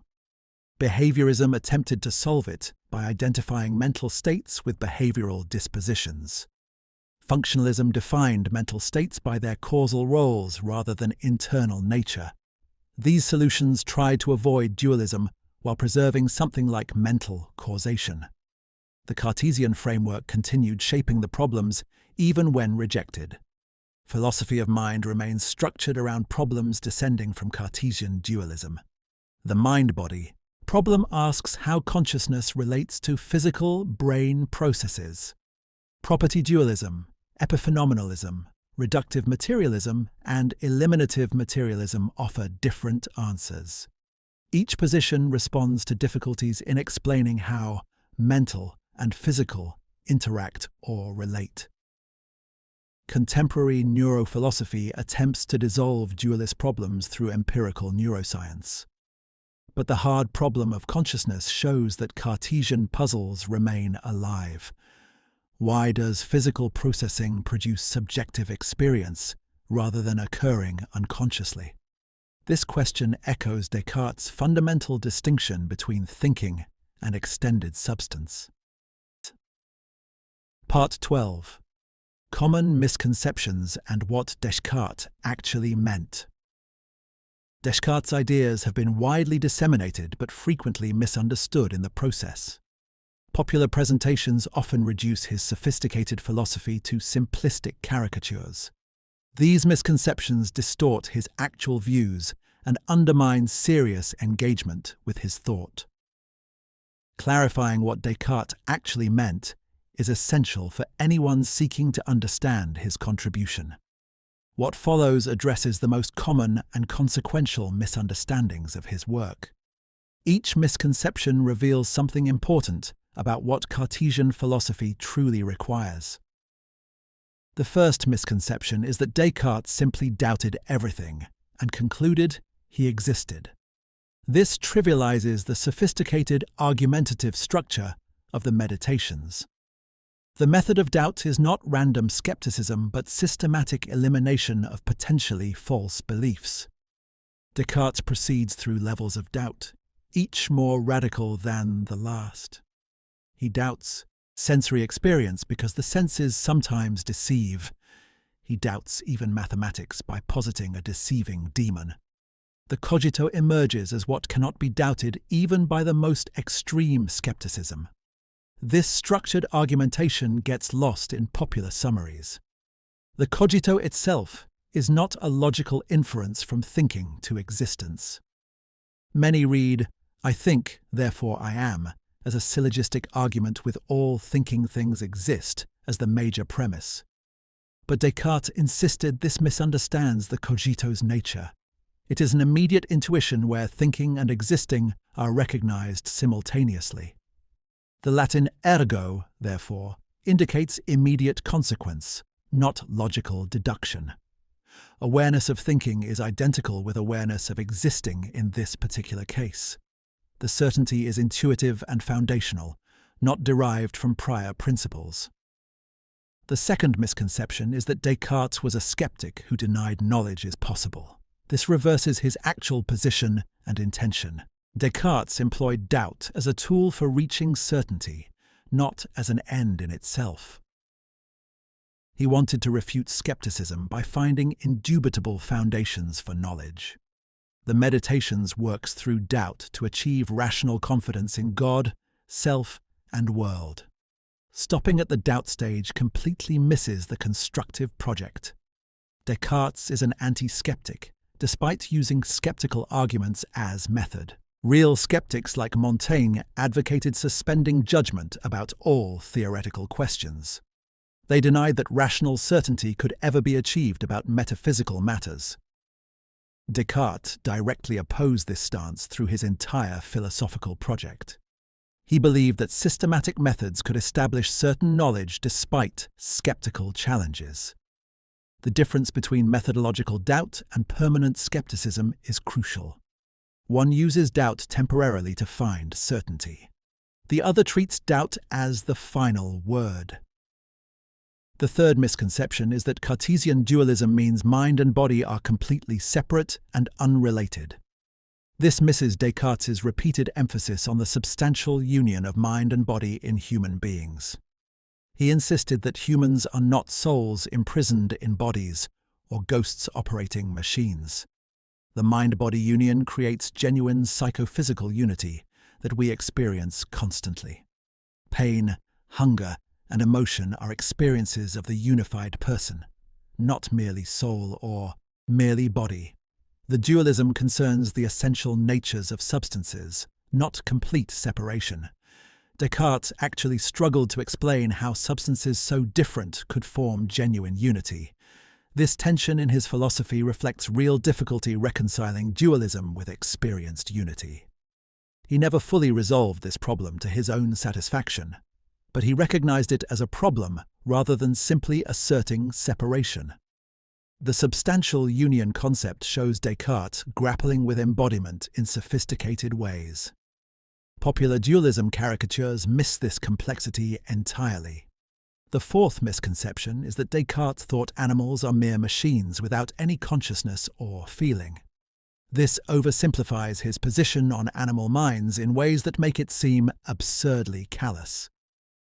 Descartes did argue that animal bodies operate mechanistically without immaterial souls, but he acknowledged that this left questions about animal experience unresolved. He never definitively claimed animals feel nothing, though he doubted they think in the rational sense humans do. The position was more tentative and nuanced than often presented. The mechanism about animal bodies followed from his general mechanistic physics. If bodies operate mechanically and animals lack immaterial souls, their behavior should be fully mechanistically explicable. This seemed to Descartes to follow logically from his other commitments.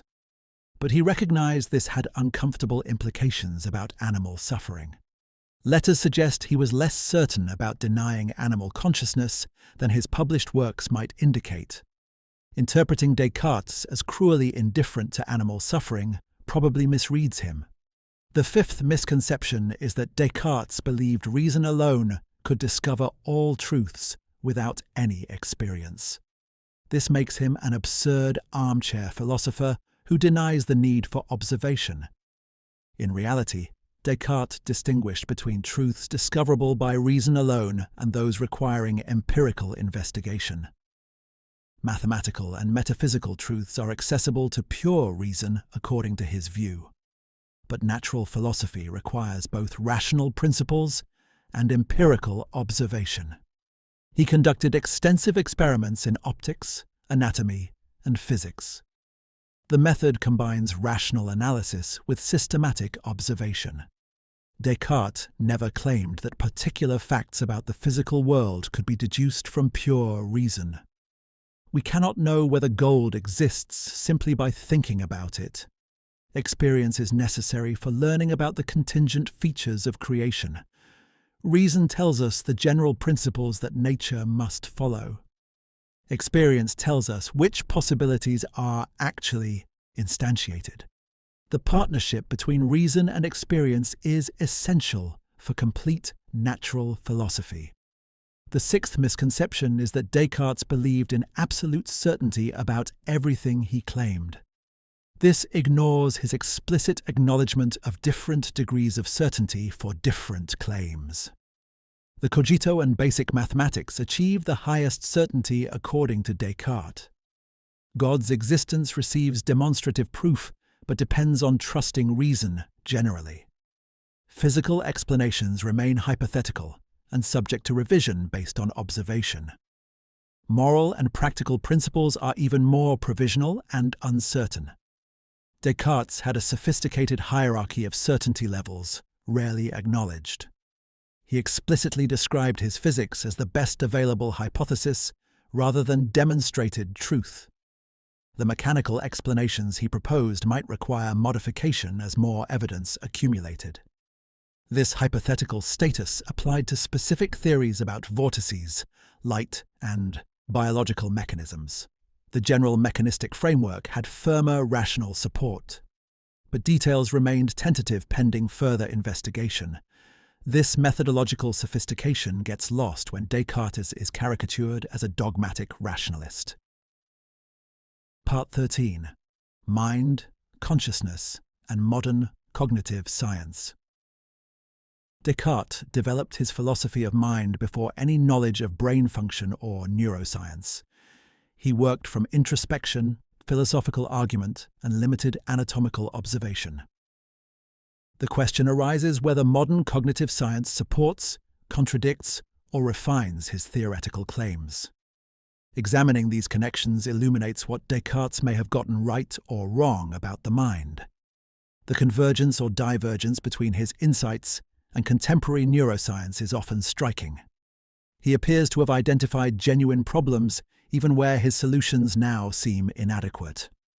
The mind-body problem Descartes formulated remains central to philosophy of mind and cognitive science. How does subjective conscious experience arise from physical brain processes? This is the hard problem of consciousness that contemporary philosophers still debate. Materialists argue that consciousness is identical to, or produced by, brain states. Dualists maintain that conscious experience cannot be reduced to purely physical processes. The problem has not been solved despite centuries of philosophical and scientific work. Descartes identified a genuine deep problem that resists easy resolution. Neuroscience has demonstrated the intimate dependence of mental states on brain states. Specific types of brain damage cause highly specific losses of mental function. Visual experience depends on the intact occipital cortex. Language requires functioning in Broca's and Wernicke's areas. Damage to the hippocampus prevents forming new memories.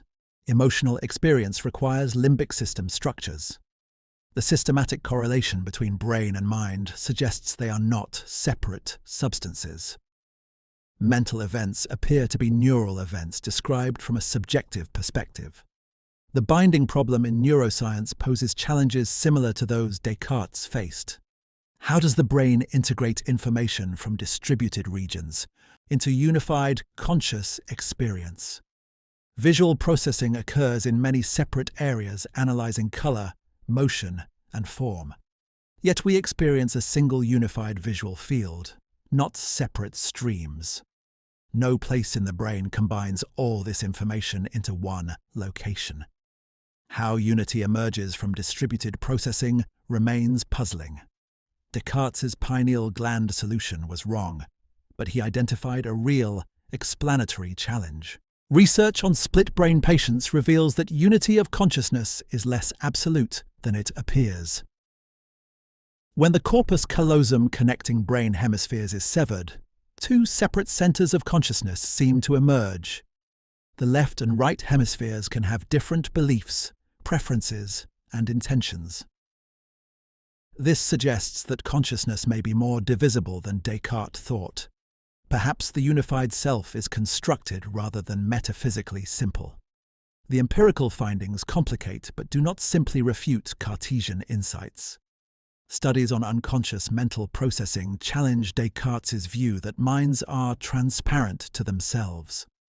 Much cognitive processing occurs outside awareness and influences behavior automatically.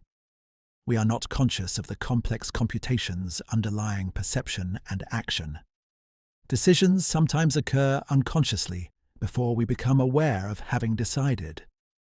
This suggests the mind is not purely conscious thinking, as Descartes believed. Unconscious, mental processes may be more fundamental with consciousness emerging from them. The computational theory of mind offers a materialist alternative to Cartesian dualism. This approach treats mental states as computational states implemented in neural hardware.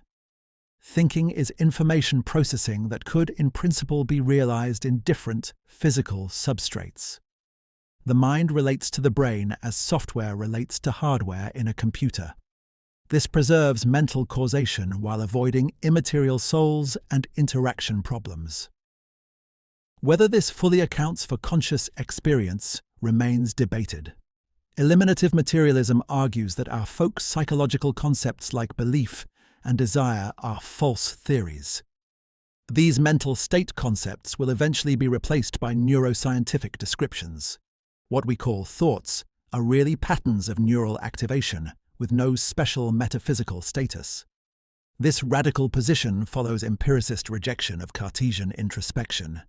If the mind is not directly known to itself, perhaps our mental self-understanding is fundamentally mistaken.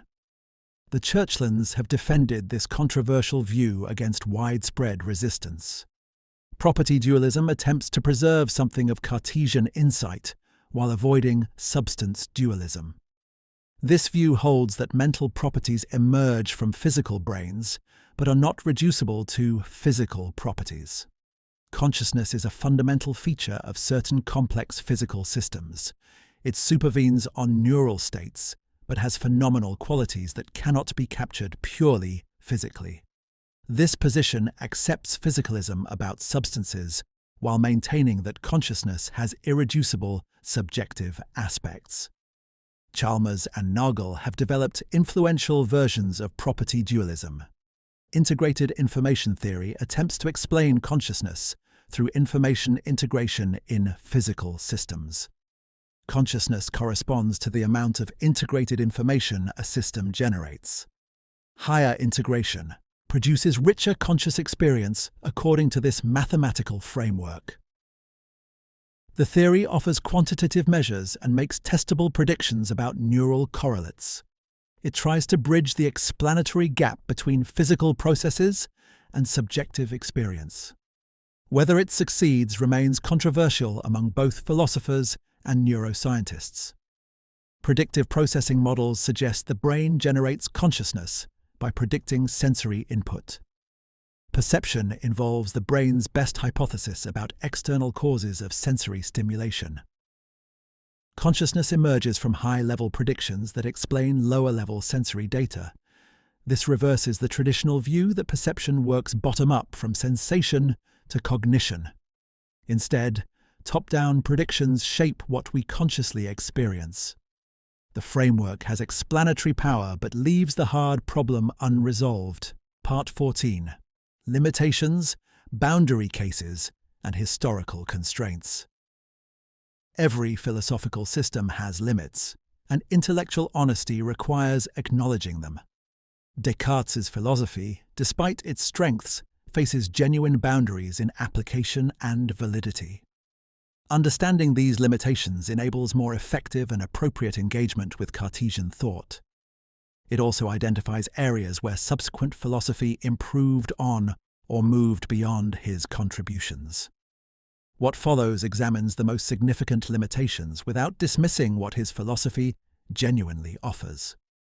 Mature engagement with any thinker requires clear-eyed recognition of both strengths and weaknesses. The first significant limitation concerns the proof of God's existence and their role in the system. Few contemporary philosophers find these proofs convincing or rationally compelling. The ontological argument seems to make existence follow from mere definition invalidly. The causal argument relies on principles, about ideas requiring causes that are questionable. If the proofs fail, then Descartes cannot escape the radical doubt he deployed. The entire structure threatens to collapse without the divine guarantee of reason. This makes the system rest on what many consider its weakest element. Even sympathetic interpreters often acknowledge that the proofs are the most vulnerable part of Cartesianism.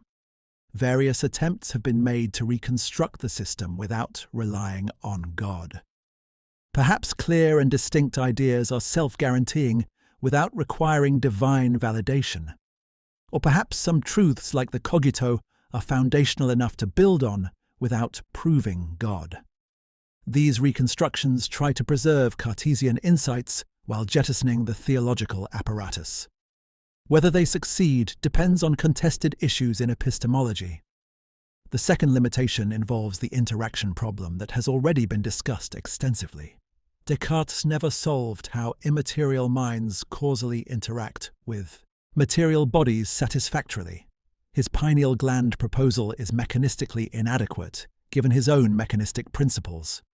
If minds are genuinely immaterial, causal interaction with matter seems impossible. This creates a fatal internal tension in the philosophical system.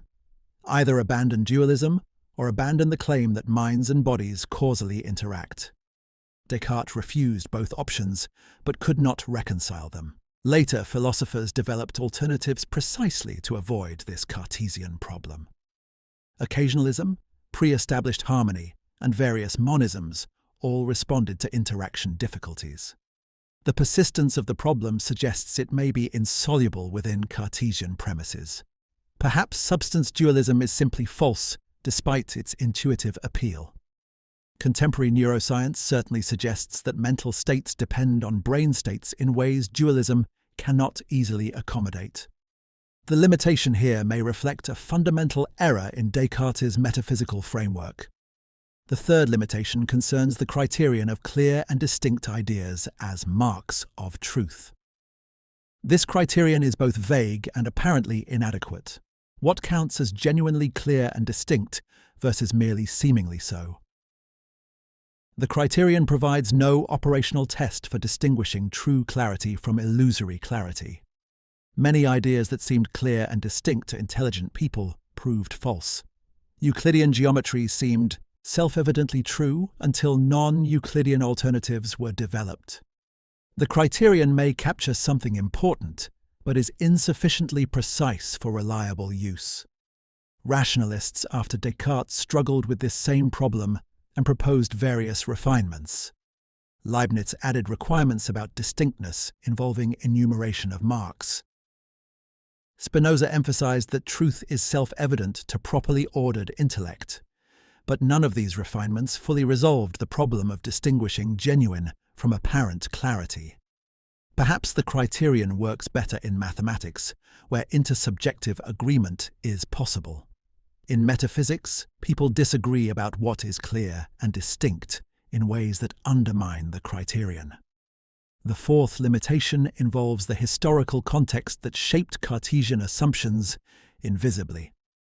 Descartes operated within a Christian theistic worldview that shaped his philosophical project fundamentally. The need to prove God's existence reflected specific concerns of his intellectual environment. His dualism preserved immortal souls required by Christian theology. Contemporary secular philosophy does not share these theological commitments. The system may be less compelling or coherent when theological premises are removed. What appeared as universal rational truth may partly reflect particular historical assumptions. Feminist critics have identified gendered assumptions pervading Cartesian philosophy. The mind-body split correlates with masculine-feminine cultural associations. Reason, control, and transcendence of the body are coded masculine. Embodiment, emotion, and connection are coded feminine. The elevation of disembodied reason over embodied existence reinforces these gendered hierarchies. What Descartes presented as neutral, rational truth may express masculine perspectives particular to his cultural context.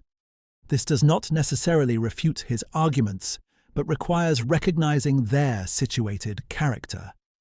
The fifth limitation concerns the individualism implicit in Cartesian epistemology.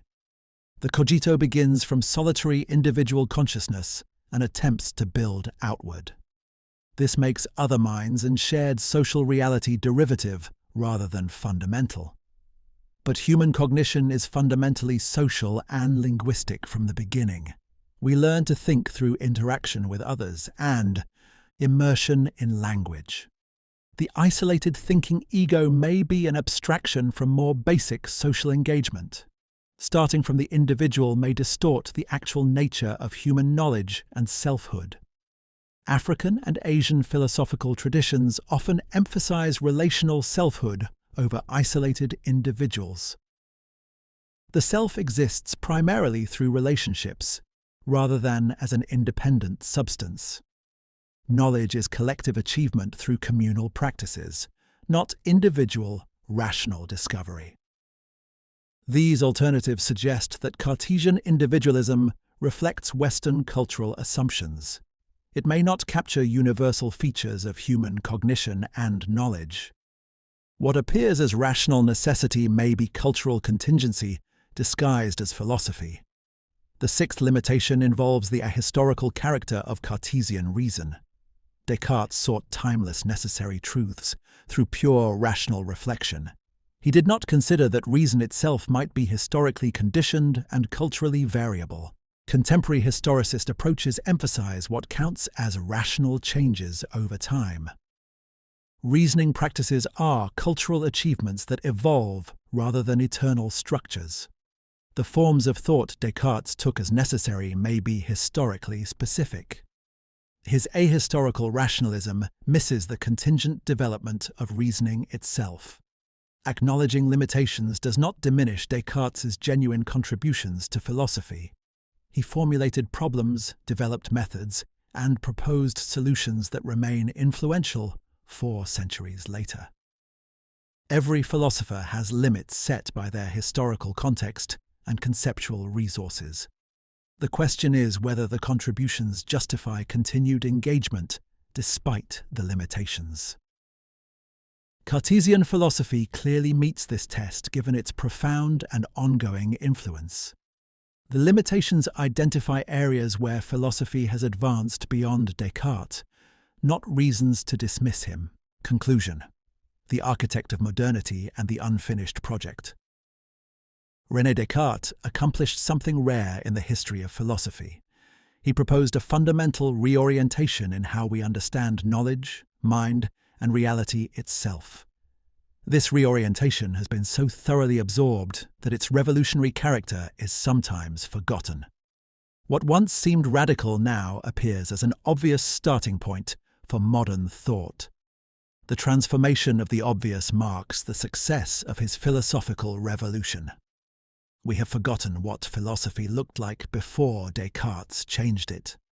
Before Descartes, philosophy positioned itself as heir to ancient wisdom and scriptural revelation.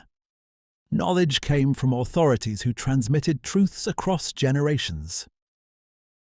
The philosopher's task was interpreting and systematizing this inherited wisdom.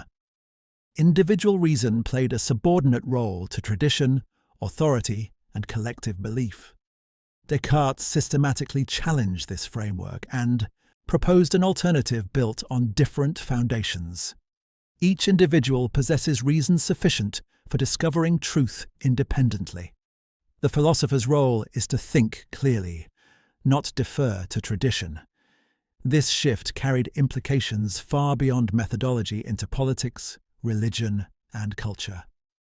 If individual reason is the ultimate authority, what is the legitimate role of external authorities? If truth is accessible through systematic doubt and clear thinking, why defer to tradition? Descartes' answers to these questions distributed intellectual authority differently than medieval arrangements. His approach was individualist, empowering, and implicitly anti-authoritarian in its consequences. He did not march in protests or issue political manifestos. Instead, he sat in solitude and thought carefully about what could be known with certainty. This simple practice, multiplied across thousands of thinkers, transformed intellectual culture. The revolution happened one mind at a time, quietly establishing new foundations for thought